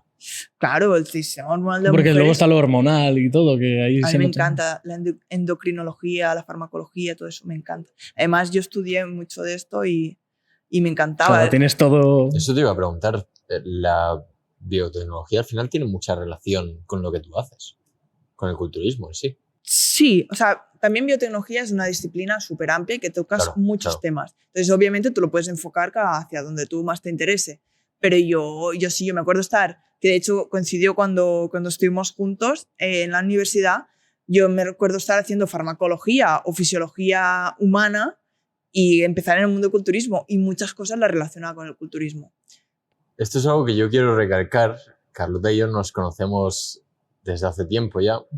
Carlota y yo estuvimos viviendo juntos en nuestra época universitaria. Yo estudiaba Derecho, ella estudiaba Biotecnología y vivíamos juntos. Entonces, yo de alguna forma viví sus inicios en el mundo del culturismo y ahora, para mí personalmente, es un orgullo tenerla aquí. Y a mí un orgullo estar contigo también. Sí, Qué bonito. Antes nos hablabas de la tarjeta Pro, de que estás en busca de esa tarjeta Pro. Vemos todas las competiciones en las que has participado. En todas ellas has tenido podio, lo cual es tremendo. Eso es una locura. Es una locura. Eso es algo que... Es decir, todo lo que has sido, no solo has llegado en una buena posición, sino que has sido podio. O sea, De las vayas, tres primeras. vayas donde vayas, Arrasas. destacas. Sí, Joder. tremendo.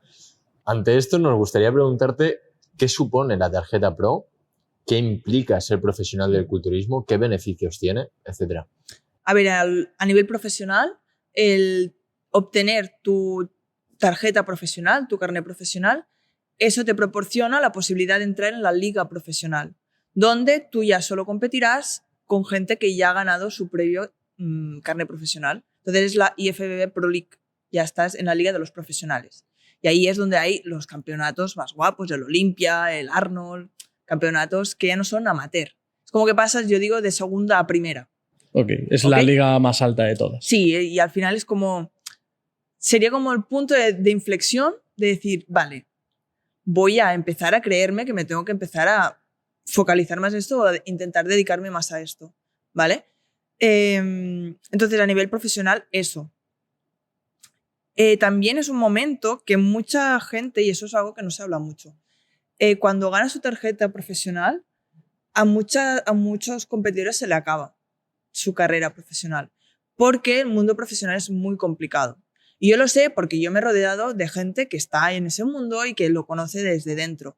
Al final, el culturismo en general es muy objetivo, muy subjetivo, perdón. O sea, al final, como todo, siempre acaban entrando en juego los intereses, la imagen, los sponsors, la publicidad, el que te conozcan. Entonces, tienes que generarte un personaje, tienes que estar allí. Y al final es un negocio. Y más siendo un deporte que es privado, o sea, va tras una federación, no es un deporte olímpico. O sea, entonces, al final todo acaban intereses. Entonces, mucha gente persigue tanto y con tanto afán el carnet profesional, pero no ve más allá de eso en cuanto a esto, que la realidad es que hay... Que una vez llegues, el nivel es altísimo. Tienes que estar en el nivel y tienes que estar dispuesto a lo que involucra ser profesional de culturismo. O sea, todo lo que has hablado ahora de estar con marcas, de estar creando una imagen. La gente, muy poca gente, es que yo creo que nadie o solo unos cuantos se podrían dedicar solo con lo que ganan con el culturismo. El culturismo te saca mucho más a nivel económico de lo que te da. Y es así, una preparación es muy cara. Y competir aún más. Y a nivel profesional ya cágate. Porque en tu país habrá pocos campeonatos profesionales. Eso implica que te tienes que mover para competir. Claro. Cada competición vale dinero. La estancia, el preparador, la suplementación, la alimentación, el seguro médico. Un montón de cosas que hay detrás que valen mucha pasta. Y que muchas veces haces todo ese desembolso de dinero y vas allí y quedas quinto. Y te dan la palmadita en la espalda, una medalla y dicen, para tu casa. Y te has gastado a lo mejor, no sé, la gente profesional se puede gastar 5.000 euros en una competición aquí al lado. A ti no te ha pasado lo de quedar quinta, ¿eh? En ninguna. De momento no, pero sé que va a llegar ese momento. Bueno, y pero yo ahí tengo que estar preparada mentalmente es que para es decir, eso.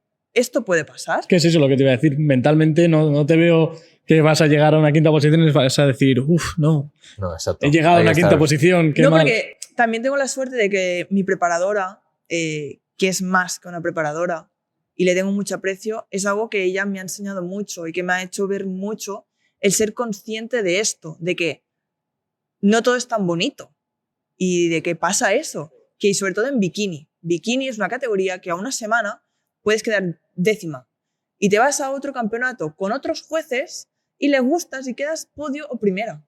Y eso ha pasado así de veces. O gente que ha clasificado para el Olimpia, el nivel profesional ya hablo, ha clasificado para el Olimpia y viene de la semana anterior quedar fuera del primer call-out o fuera del top 10. Y es así. Y más en bikini, que es súper... A ver si le gustas al juez. Claro. ¿Cómo se juzga todo esto? O sea, un juez, ¿qué es lo que valora en cada...? A ver, ellos tienen como una rúbrica. Y ellos tienen una puntuación. Una rúbrica, en plan... Vale, sí, una tabla. Sí, en plan, tienen como... Que sinceramente no sé qué miran, pero sé que hay una puntuación, no es en plan esa o eso, no va dedillo, no, hay como un consenso. Y hay como un juez principal que es el que tiene la última palabra, ¿vale? Son unos cuantos dentro de la mesa. Entonces, entre ellos, pues deciden las posiciones y la que se lleva pues eso, lo que se tenga que llevar, la tarjeta o el vale. podio o lo que sea. Y entonces, según la categoría, pues se evalúan unas cosas u otras. Por ejemplo, a una culturista no se le evalúa la belleza. En bikini sí, en bikini se evalúa si vas guapa o no. Y es triste o como quieras decirlo, pero es verdad. ¿Guapa en qué sentido, perdona? En cuanto al pelo, tal y como sí, lleves que el se pelo. te vea bonita, femenina. Que se te vea eso guapa, en plan... Si vas desalichada con una pestaña por aquí y otra por allí y vas, no quiero decir fea, pero a lo mejor no tan arreglada o no tan... que no luces tanto como otras, pues eso se puntúa. Okay. Qué curioso. Y eso también va a depender mucho del juez. Tristemente, yo he llegado a escuchar jueces que decir, esta no le voy a dar nunca la tarjeta profesional porque es fea. Eso me parece tocar el límite de algo que no se tiene que tocar. Que yo creo que con el tiempo eso se acabará quitando, ¿no? Un poco.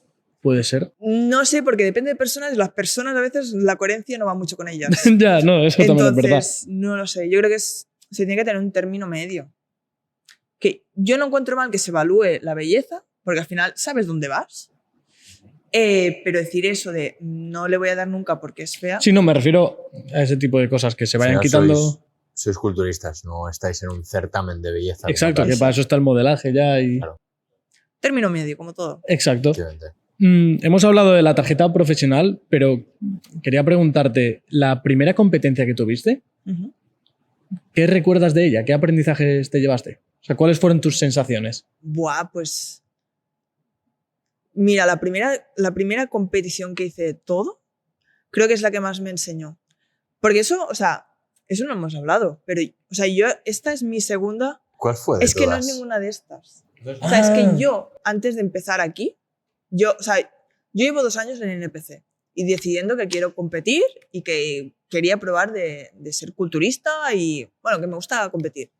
Pero yo antes hice una temporada como de pachangueo, que digo yo, porque competí en IFBB, que es otra federación, que aquí en Cataluña pues hay más competiciones y que a lo mejor a día de hoy no hay tanto rebomborio, ni hay tanta participación, ni tanto nivel, podríamos decir.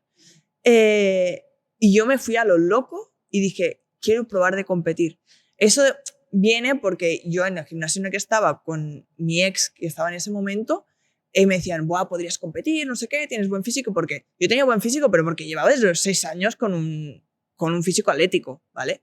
Y también para bikini, que no se necesitaba en esa federación mucho desarrollo muscular, pues podía competir. Entonces, bueno, en fin, que ellos me comieron la oreja de decir, oye, compite.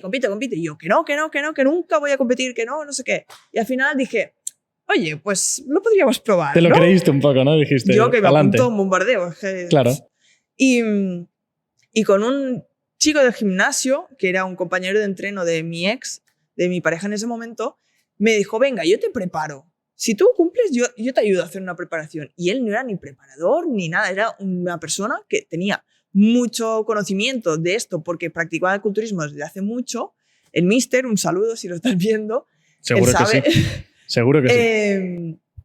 Pues, y me dijo, va, te ayudo. Pero él tampoco es preparador. O sea, yo sé, hicimos cosas que dices, ay, qué Sí, que tontería. lo ves ahora y dices... Dices, joder, bueno, qué inocente. Pero te metió en el mundillo. Entonces yo creo dije, que... va, probamos de competir. Y ahí empecé. Y de hecho, mi primera competición ni clasifiqué. O sea, éramos, no sé cuántas, éramos 20 o no sé, en tarima porque más juntaron tallas porque no había participación.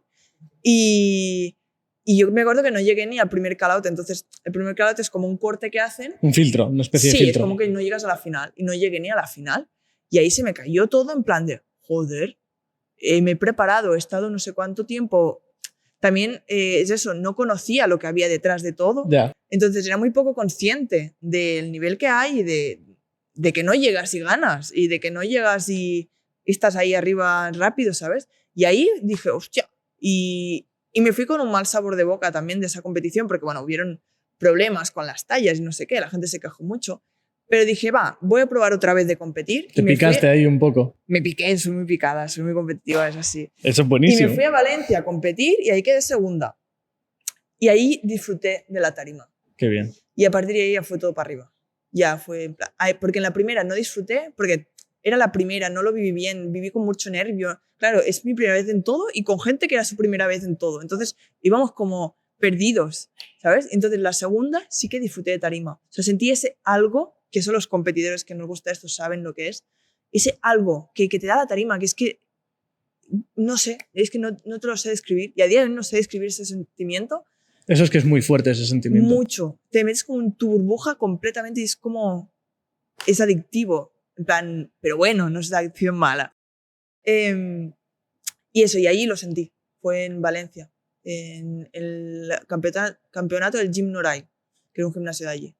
Y eso fue en IFBB. Entonces, ahí dije, buah, yo quiero hacer esto, pero bien, rollo. Con una buena preparación, con años de experiencia, con un buen desarrollo muscular. O sea, porque yo con esta primera temporada que hablo de pachangueo me preparé con 5 meses sin haber hecho un volumen serio previo. O sea, fue como en plan, venga. Un pachangueo. Sí, y yo no lo cuento como mi primera temporada, porque es que no lo viví como tal. Fue como... Claro, cuentas más la voy de a Valencia. probar, ¿sabes? Claro, para mí esto es mi primera temporada. Cuando ya cogí a una preparadora, que fue Elena. O sea, Elena fue mi primera y espero que sigamos mucho tiempo más juntas. Y ahí cogí a Elena y empezamos a hacer las cosas bien. De hecho, mis primeras competiciones en mi primera temporada con Elena era para probar. O sea, ella no tenía ninguna expectativa de mí. Era, te voy a sacar a ver qué tienes debajo, a ver cómo te muestro en escenario y qué potencial tienes. Y a partir de ahí planteamos tu futuro o tu carrera como atleta si de verdad estás hecha para esto. Así que así fue. Fuimos el año pasado. Competí en el Olympia Amateur, pero en el regional. O sea, no competí a nivel internacional, fue regional. Bueno, pero es el Olympia ya. Sí, pero es regional, que hay mucha gente, solo por ser Olympia ya dicen, wow, sí, pero yo digo, es regional y no me escondo de ello. En regional, no quedé, en mi primera competición en el PC no quedé tercera en el Olympia. Quedé tercera en Olympia regional. Las cosas como son. Entonces, me fui a Madrid. Encima humilde, ¿eh? Es que, bueno, es que si quieres después hablamos de esto, pero es que para mí la humildad la llevo tatuada. O sea, es muy importante. Después hablamos de eso. Y entonces nada, me fui a Madrid, que era otro regional, y ahí quedé primera de mi talla. Luego ahí paramos temporada porque era en plan, vale, sabemos lo que hay. Entonces ahora vamos a trabajar con esta base. Entonces ahí ya paramos, planteamos pues salir al año siguiente con un año de antelación, donde hicimos una reconstrucción, o sea, ganamos masa muscular, mejoramos lo que teníamos que mejorar y este año es como que ya realmente este año hemos ido ya sabiendo que llevamos un buen físico y que hemos hecho las cosas bien de un año bien hecho entero, un año entero bien hecho. Hablando de Elena, antes has dicho que es más que una preparadora. Cuando se habla del culturismo se puede entender que una preparadora es quien te dice lo que debes comer y quien te dice cómo debes entrenar. ¿Por qué Elena para ti es más que una preparadora? ¿En qué te ha ayudado personalmente? Justamente por lo que dices, un preparador, al final, definición de preparador como tal es que te dé unas directrices de dieta, de suplementación y de entrenamiento. Y ya. Pero para mí Elena ha sido más que una preparadora porque para mí es como una mentora. Porque predica lo que hemos estado diciendo todo el rato en el podcast, predica lo que implica ser un atleta y todos los valores que hay detrás de ser un atleta. Y eso ella lo comparte conmigo y me ha enseñado mucho de esta visión de lo que es ser atleta y de lo que es de tener más que... Y de hecho la frase esta de hay muchos competidores, pocos atletas, viene de ella. Y ella me lo dijo antes de salir en mi primera competición, que nos fuimos a la playa y ahí hablamos, una charla muy bonita, y ahí me dijo eso. Y para mí por eso Elena es algo más. Obviamente después, cuando hay feeling entre dos personas es inevitable, y con Elena lo ha habido.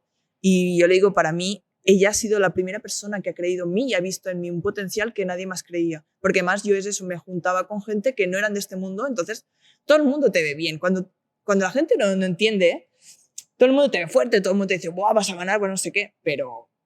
Claro, porque estás fuera del mundo y no es un no físico entiendes. que impacta, entonces la gente te ve la más, pero realmente a lo mejor no eres la más y eres un normalilla, ¿sabes? Y Elena supo confiar en mí, apostar por mí desde el principio porque veía ya mi potencial. También es una persona que es súper profesional, sabe un montón, o sea, está hecha para esto. Además, ella lo vive, o sea, esto lo vive con pasión, o sea, tú la ves sobre todo en las competiciones y en cómo vive el momento contigo y se nota que le apasiona y que hace su trabajo porque está hecha para esto y porque disfruta de hacerlo y disfruta contigo. Entonces a mí, es que Elena lo tiene todo, profesionalidad, que al final es lo que buscas de un preparador, pero además la parte humana y la parte de mentoría que he conseguido con ella de que me está como formando a nivel personal también en todo este camino y que hace que esto proporcione que este estilo de vida sea longevo y sea llevadero a lo largo de toda mi vida, que es lo que yo quiero al final. Uh-huh. Qué bueno. Ahora que estamos un poco de pleno con el tema del culturismo, me gustaría entrar en un tema más controversial. ¿Crees que, antes hemos hablado del TCA, ¿crees que el culturismo se podría considerar una especie de TCA de alguna forma?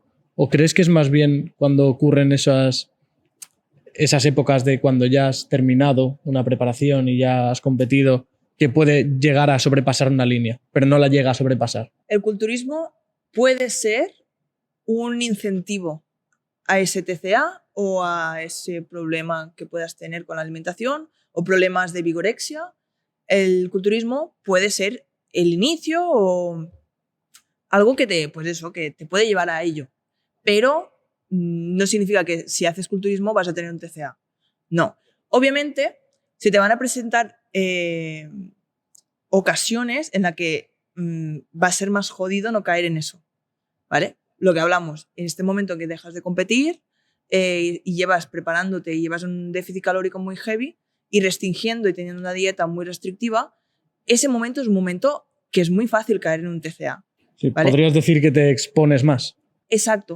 O sea, estás como más expuesto y tienes más chance, más oportunidades Sí. que pase eso.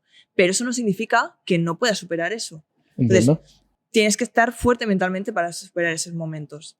Entonces, te lo puede dar el culturismo, pero también te lo puede dar, yo qué sé, tener mucha ansiedad en tu día a día y tener un estrés excesivo, que llegues a casa por la noche después de currar no sé cuántas horas y con un estrés de locos, llegas a casa, te relajas y atracas la nevera.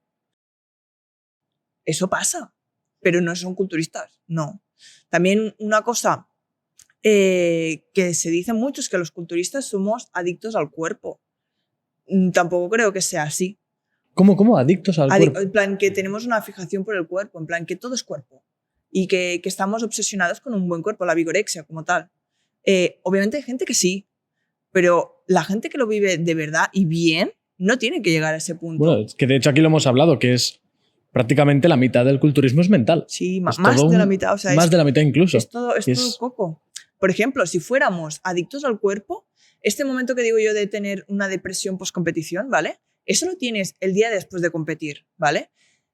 Y tu cuerpo es el mismo que hace un día. Entonces, no es cosa del cuerpo, es cosa de la mente. Por ejemplo. Buen ejemplo ahí. ¿Qué le dirías a alguien que dice que el culturismo es un TCA? ¿Alguien que dice que todos los culturistas tenéis vigorexia? Yo a ese tipo de persona ya ni la escucharía. Si pero tuvieses... porque yo, la gente que habla sin un criterio ni sin saber de lo que habla... O sin argumentos. Es en plan, pues vale. Si tuvieses que escucharle y tuvieses que darle una respuesta para que cambie su opinión, ¿qué le dirías para convencerle de que puede ser culturista y no tener un TCA? Me cuesta responder a esto porque yo no soy de convencer a personas que creo que no tenga que convencer. Y soy más de decir, pues vale, ¿y qué piensas lo que tenga que pensar? Para ti la perra gorda, ¿no? Sí, porque al final si alguien está empeñado en no querer escucharte, no te va a escuchar. Uh-huh. Lo primero le pediría que me escuchara con actitud, tan no cerrada de mente. Y yo lo que le intentaría transmitir es el hecho de que te da mucho más de lo que te quita el culturismo. El culturismo, cualquier disciplina deportiva, por ejemplo, en especial el culturismo, es eso. Le explicaría y le intentaría dar a entender de que a lo mejor sí que llegas a un límite que es peligroso y que te puede exponer más a un TCA, pero que no tienes que llegar a ese punto ni mucho menos si haces las cosas bien. También eso es otra cosa. Hay muchas maneras de hacer las cosas, sobre todo en tema dietas y de llegar a esos extremos. Hay muchas maneras de llegar a esos extremos. Si lo haces bien, con cabeza, con todo bien planificado y de la mano de un buen preparador que sabe lo que hace, no tienes por qué llegar a un... O sea, se puede hacer más liviano todo o incluso que el post-competición no te pegue tan fuerte, ¿vale? Entonces, obviamente siempre tienes que pasar por el aro de pasarlo mal. Una preparación de culturismo se pasa mal sí o sí, no hay otra. Entonces, a lo que voy a la pregunta es que dar conciencia de lo que te da y yo creo que con esa persona le hablaría de todo lo bueno que me ha dado el culturismo. Y de a ver si eso le pesa más de que pueda estar más expuesto al TCA. Es una muy buena forma de mirarlo. Porque tampoco creo que haya algo que le haga cambiar así el chip, porque es que tampoco... ¿Sabes? ¿Qué papel juegan los suplementos? Al final, muchas veces se habla de suplementación en el culturismo. Se conoce mucho el tema de la química. Hay suplementos más naturales, como pueden ser omega 3 o un simple multivitamínico. Hay otros suplementos un poco más artificiales, digamos. ¿Qué papel tienen los suplementos y qué importancia tienen para alguien que quiere dedicarse de forma profesional al culturismo? Vale. Los suplementos, como dice su nombre, es un suplemento. No son... o sea, eso no sustituye a la comida. Eso, fundamental. que mucha gente se hincha suplementos, pero tiene una mala alimentación, un mal estilo de vida. Entonces, no, si comes mal y tienes un estilo de vida que no es óptimo, por mucho que te suplementes, no vas a mejorar nada. Entonces, los suplementos tienen que ser un añadido, o sea, es como un plus. No es algo obligatorio sí o sí. Eso hablando en cuanto a toda la persona que pueda suplementar, a todos los públicos, ¿vale? Un suplemento pues te va a dar ese plus extra de algo que tú careces. O sea, plan del omega 3, pues si tú no metes pescado a la semana, te cuesta meter pescado, o a lo mejor tienes un problema fisiológico que no eres buen receptor del omega 3 o te cuesta pues eso, absorber todo lo que tengas que absorber, pues suplementarte con omega 3 pues está bien. Pero eso no significa que no puedas meter más pescado y tienes lo mismo, ¿vale? O sea, son como plus. O la vitamina D3, pues puedes o comprarte vitamina D3 porque a lo mejor trabajas en un despacho y no te toca el sol, o puedes salir 20 minutos al día a tomar el sol. Entonces, es eso, la proteína. Puedes o meter 25 gramos de proteína o 100 gramos de pollo o claras de huevo. Y es lo mismo. Exacto, es lo mismo. O sea, al final la proteína, por ejemplo, se distingue mucho como suplemento, pero realmente es un alimento. Es un hidrolizado de proteína. Es alimento igual, lo único que se vende como suplemento porque, bueno, por la estigma que tiene, ¿sabes? O sea, las madres estas que sus hijos empiezan a tomar batidos de proteínas y que las madres están preocupadas por a ver qué es la mierda que te estás metiendo. Mamás, no pasa nada. Su hijo no se está metiendo droga. Al final es un alimento, pero que no está normalizado. Y ya está. O sea, con los años se va a normalizar. Al igual que a lo mejor ahora hemos normalizado el aguacate. Pero hace unos años el aguacate era como, ay, ¿qué es eso verde? ¿Qué es eso exótico? Claro, y al final, mira, la proteína es un producto biotecnológico. O sea, sacas de lo que sería, por ejemplo, la caseína de la leche, haces un proceso químico procesado, al final es un procesado, y de ahí sacas pues, lo que sería el polvillo de proteína que conocemos todos. Pero no deja de ser un alimento. O sea, Qué bueno. En cuanto a la parte interesante, la parte que todo el mundo está esperando un poquito, la química, los esteroides. ¿Cuál es tu opinión sobre ellos? Uf, joder, vaya pregunta, ¿no? A ver, hay que tener mucho respeto a la química y a todos los fármacos, cosa que creo que es algo que se está perdiendo mucho. La gente le perdió mucho el respeto. No hablo de miedo, hablo de respeto, ¿vale? La gente tiene también muy poca conciencia de los esteroides. Entonces, una vez dicho esto, la realidad es que un competidor o alguien que se dedica al culturismo va a consumir esteroides de culturismo o un deportista de élite. O sea, hay muchos estigmas de que gente de otras disciplinas deportivas no consumen. Mentira. Mentira. O sea, yo conozco y he visto preparaciones de mucha gente famosa y gente de deportes que tenemos súper normalizados y que se chuzan y es así y es una realidad. Entonces, yo predico mucho el hecho de que se digan las cosas, de que se presente una realidad y de que sea transparente en esto. Obviamente que yo esté diciendo la verdad no significa que yo esté apoyando a que la gente consuma. Y es algo que la gente cruza mucho, pero también lo que hablamos, la coherencia de la gente a veces no va mucho con ellos. Entonces, es eso, y simplemente soy transparente en cuanto a decir, hay esto, pero para que tú sepas que hay esto y no me hagas locuras. Porque la gente hace muchas locuras, pero por eso, porque no sabe lo que hay o no sabe lo que se está metiendo. Entonces, opino con los esteroides, ni los defiendo ni soy una negada. Soy alguien que sabe de lo que hay. Y yo he estudiado farmacología, yo he hecho, de hecho, mi TFG de la universidad era de farmacología, estudié los esteroides. Entonces, es algo que se usa, es algo que está en el día a día y más hoy en día en todos los gimnasios. Os quedaríais flipados de la gente que consume y ni se nota. Pero porque algo que la gente tiene que entender es que el consumo no te va a dar superpoderes. No eres Super Saiyan por meterte un gramo de testosterona. Es que no es así. Porque si no haces bien una alimentación y no haces bien un descanso o no entrenas bien, por mucho que te metas de todo, es que no vas a mejorar una mierda. Y es así. Entonces, dar mucha conciencia a eso, que los esteroides, estoy intentando no decir mucho para que no se cojan las cosas, que ya sabemos la gente cómo le da la vuelta a la tortilla a las cosas. El consumo de esteroides es algo que se vive, es algo que pasa, pero que pasa con gente que sabe hacer bien las cosas. Eso es lo que yo no es que defienda, pero es la parte que más lo aceptaría Exacto. medianamente. En plan de, vale, lo haces todo bien, pues si quieres llegar a ese punto competitivo que te están pidiendo en una competición, pues al final implícitamente vas a recurrir a esteroides.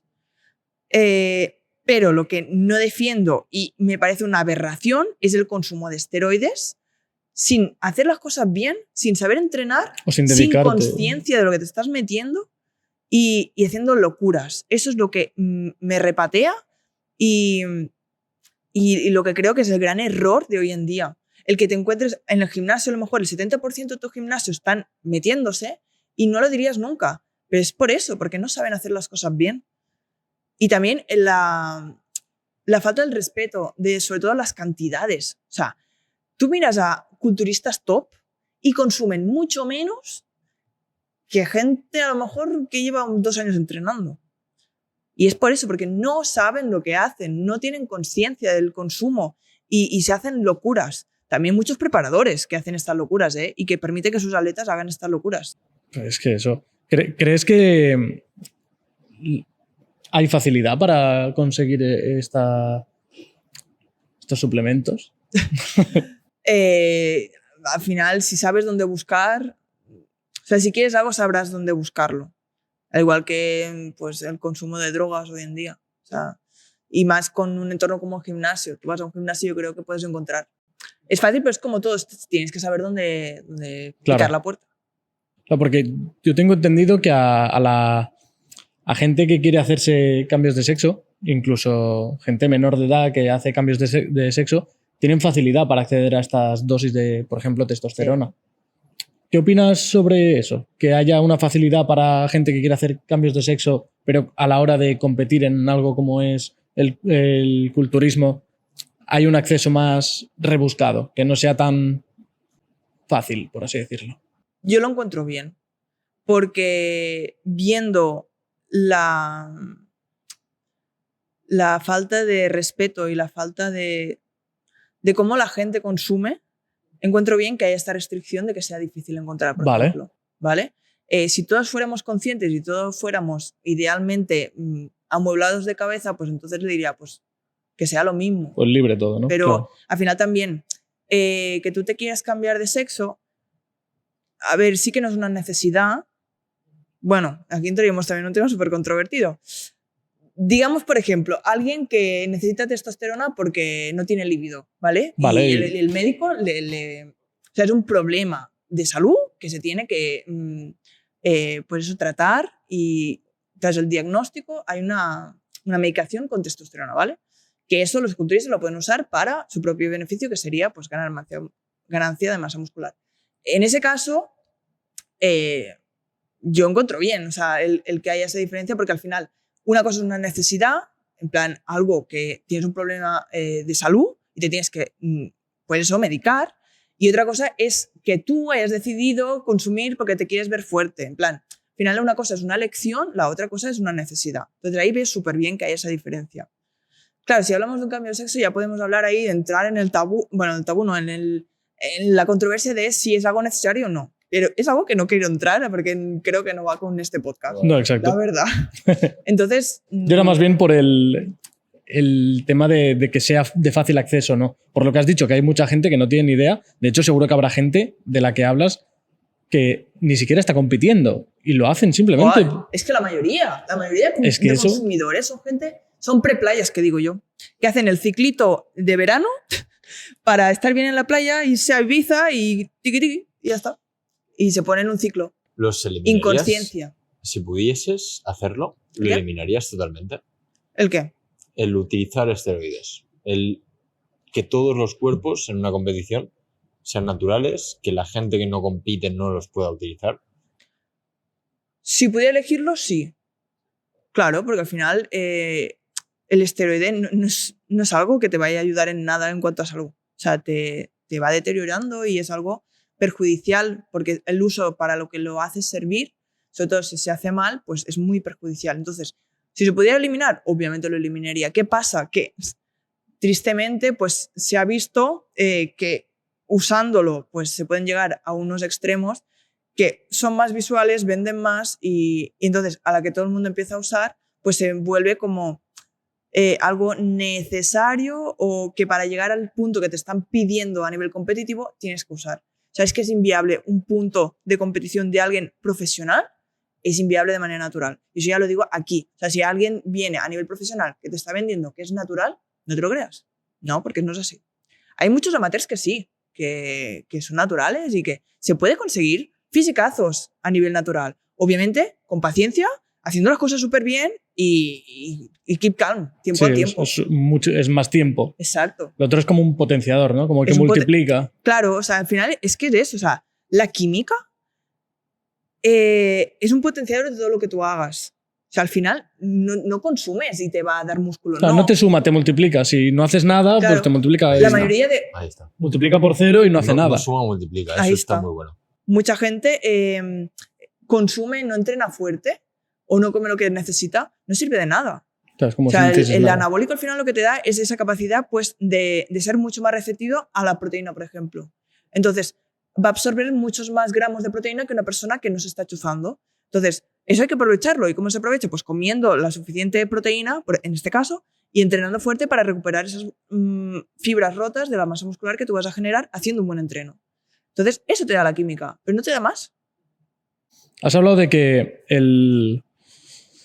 con la química se puede llegar a conseguir más extremos, o sea, algo más grande y todo. En cuanto a gustos tuyos, ¿qué tipo de físico es el físico que tú consideras que te guste más? A nivel de... A nivel de volumen, de algo masificado, gigante, o algo más definido, más atlético. ¿Para mí o para los demás? Como quieras. O sea, ¿sabes qué pasa? Que con el tiempo y cuando estás en este mundillo... Vas cambiando. Sí, yo al principio era decir, uy, demasiado. En plan, veía un chico open de 110 kilos en tarima y decía, hostia, demasiado. Pero con el tiempo es que no lo veo como algo sexual o algo físico como en plan de sentido fisiológico, sexualmente. De atracción. Exacto. Sino que lo veo más como, yo veo ese físico y digo, flipa el trabajo que hay ahí metido. Flipa, veo como una obra de arte. O sea, veo esos físicos y digo, ¡fuah, tío! Y veo como más allá de un físico. Por ejemplo, y eso lo hablamos mucho entre competidores, cuando estamos en el backstage, ahí ves tetas, ves rabos, ves de todo, porque no sexualizamos los físicos. Entonces, claro, es una obra de arte, no es un trabajo. Sí, yo estoy en backstage y veo a alguien desnudo, no me entra el deseo sexual. Porque vemos como el cuerpo como algo más que un físico o algo más que algo sexual. Y eso nos pasa a todos, porque lo hemos hablado mucho entre nosotros. Eso me interesa mucho y más ahora en un tiempo donde tenemos las redes sociales, donde todo el mundo ve todo de todo el mundo. ¿Sientes que a ti se te ha sexualizado? Si es así, ¿cómo trabajarías esa sexualización? Es decir, ¿cómo harías para demostrarle a un chico o a una chica que lo que tú muestras no es de una forma sexual, sino que es de una forma profesional, digamos? Sobre todo en bikini pasa mucho. Al ser una categoría más finita, que a lo mejor no hay tanto desarrollo muscular e incluso te tienes que ver femenina y te tienes que ver guapa y atractiva en tarima, se sexualiza un montón. Pero es que yo voy a lo mismo, o sea, es que yo en esas personas es que ya su criterio me vale muy poco, entonces no me dedicaré a comerles la oreja de que realmente lo que estoy mostrando es un trabajo, no es un físico para que te guste, para que pienses en cosas sucias cuando me veas. Entonces, si tú piensas eso, pues allá tú. Yo estoy predicando y estoy mostrando algo más que eso y algo mucho más valioso que el llevarme a la cama o pensar en cosas turbias con mi cuerpo. Pero tristemente es así. Pues estamos en una sociedad que es todo así. Y bueno, se lucha un poco también para cambiar eso, ¿no? Por eso estamos, aquí en parte haciendo este tipo de cosas, para predicar creo un que poco. Es súper importante hablar de estos temas. Y que la gente, también hay mucha gente que a lo mejor piensa como nosotros, pero como no ve que la gente lo exteriorice, se piensa que son los raros. Y no, amigo mío, vas por el buen camino. Son los demás que no tocan pie con bola. Bueno, es que la estupidez es la que está en masa hoy en día. Así es. Hay gente muy vacía, hay gente muy superficial con todo. No van más allá de las cosas. Algo para terminar esta maravillosa conversación. ¿Cómo podemos seguirte? ¿Cómo podemos apoyarte? ¿Cómo podemos estar pendiente de tus próximos pasos? Bueno, en cuanto a nivel de estar pendiente sobre mis campeonatos y tal, yo por Instagram estoy muy activa. Bueno, intento estarlo porque, bueno, eso, en Instagram, Charlotte_Agramunt, o me buscáis Carlota Colella Agramunt. Sí, lo dejaremos en la descripción, no os preocupéis. Exacto, en la cajita. Y bueno, por ahí voy, pues subo todo lo que hago y tal. Y yo solo, realmente no necesito el apoyo, pero obviamente se agradece un montón. Y más cuando lo que hemos hablado, al final, cuando llegas a ciertos niveles, te tienes que crear un personaje y tienes que intentar pues que la gente te conozca y al final las redes sociales es una herramienta pues que ayuda mucho a eso. Y yo también, algo que creo súper importante y que estoy súper orgullosa de que esté siendo así, es que por mucho que yo sepa que tenga que crecer en redes o que tenga que ser, pues eso, que la gente te vea y estar ahí, yo nunca voy a permitir, y lo dejo grabado en este podcast, y si no es así, que me corten la cabeza, nunca voy a permitir que el hecho de tener que estar en redes o tener que dedicarme más a redes que me aleje de lo que soy yo, de los valores que creo que soy yo. Porque creo que en las redes sociales hay un montón de falsedad, sobre todo, de malos valores y malos hábitos que no van nada conmigo. Y eso, y siempre he intentado que el hecho de estar activa en redes no influya en lo que soy yo. No te cambie tu esencia, ¿no? Hay mucha gente que ha cambiado con las redes sociales y lo he vivido de cerca y flipante. El dinero hace mucho. El dinero cambia a muchas personas. El dinero, la ambición mala. Y la ambición, exacto, y la envidia. Envidia, buah. Redes sociales y culturismo, mala combinación. Una envidia, y sobre todo en España últimamente está habiendo un hate en el culturismo que yo qué sé, parece que sea una guerra. Eso. ¿Sientes que en España hay más hate que en otros países? No lo sé, porque tampoco vivo en otros países, entonces también tú ves lo de tu país, no ves lo de los demás. Pero yo, por lo que he visto, aquí en España hay como, o sea, en vez de apoyarnos, hay como más la tendencia de tirar mierda y criticar a los demás. Sí, es una tendencia. Ayudarnos. Que a ver, esto también ya va con los españoles. Somos muy criticones, eso es así. O sea, vas por donde vayas, la gente cuando se aburre critica. Y en el tema culturismo, eso, yo he visto gente tirar mierda a punta pala en competidores. Y ir a otros países y a lo mejor, bueno, que tampoco he ido a muchos países compitiendo, pero o escuchar hablar a gente de otros países y a su mentalidad, su mindset y su manera de hablar de los demás no es la que hay aquí en España. Creo que aquí en España vivimos con la puta cultura del zasca, de fijarnos en lo que ha hecho el otro cuando lo ha hecho mal y poder reírnos, poder decir, mira tú que lo has hecho. Es como que en otros países viven con la cultura de, lo has intentado, enhorabuena por haberlo intentado, me voy a fijar en lo que tú has hecho para yo no cometer los mismos errores. O sea, aquí en España vivimos con esa cultura de querer reírnos, ¿no? Sí, totalmente. Jetear. Como que están esperando el momento de que falles para meterte el dedo en la llaga. Eso sí, ya puedes hacer 100 victorias que como hagas una derrota, la que se te recuerde es la derrota. Ahí está. Por eso hay que hacer mucho oídos sordos de esos comentarios. Lo que digo yo no gasto saliva ni esfuerzo en querer convencer a gente que no quieres escuchar lo que digo o lo que yo predico. Entonces, obviamente, si te voy a ayudar y te tengo que argumentar y gastar mi energía en explicarte algo que sé que te va a hacer bien y que tú estás dispuesto a escucharme, lo voy a hacer. Pero si ya sé con qué rollo vas y que no va a servir de nada que yo gaste mis energías, pues la ignorancia es la mejor bala. Y yo juego mucho con eso.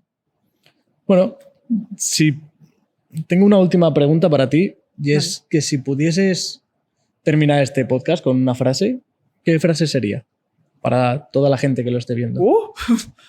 Una Estaba única- yo preparada para esto. Una única frase.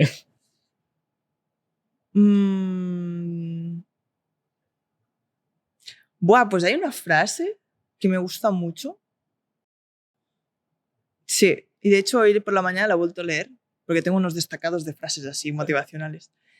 Y una que decía, las mentes fuertes sufren mucho y se quejan muy poco, mientras que las mentes débiles se quejan mucho sin sufrir nada. Wow. Me encanta. Qué bueno. Ha quedado muy bien, parece preparado y todo. Me gusta mucho esa frase. Me gusta mucho esa frase. Hostia, tío. Pues en fin, hasta aquí esta conversación con Charlotte Agramunt. Ha sido un verdadero placer Sí. tenerla con nosotros.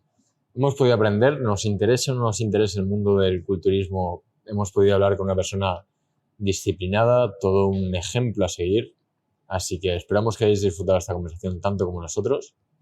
Y por último, dar un agradecimiento, por un lado, a Dynamic Igualada, este gimnasio que nos ha prestado este maravilloso sitio donde poder realizar esta grabación.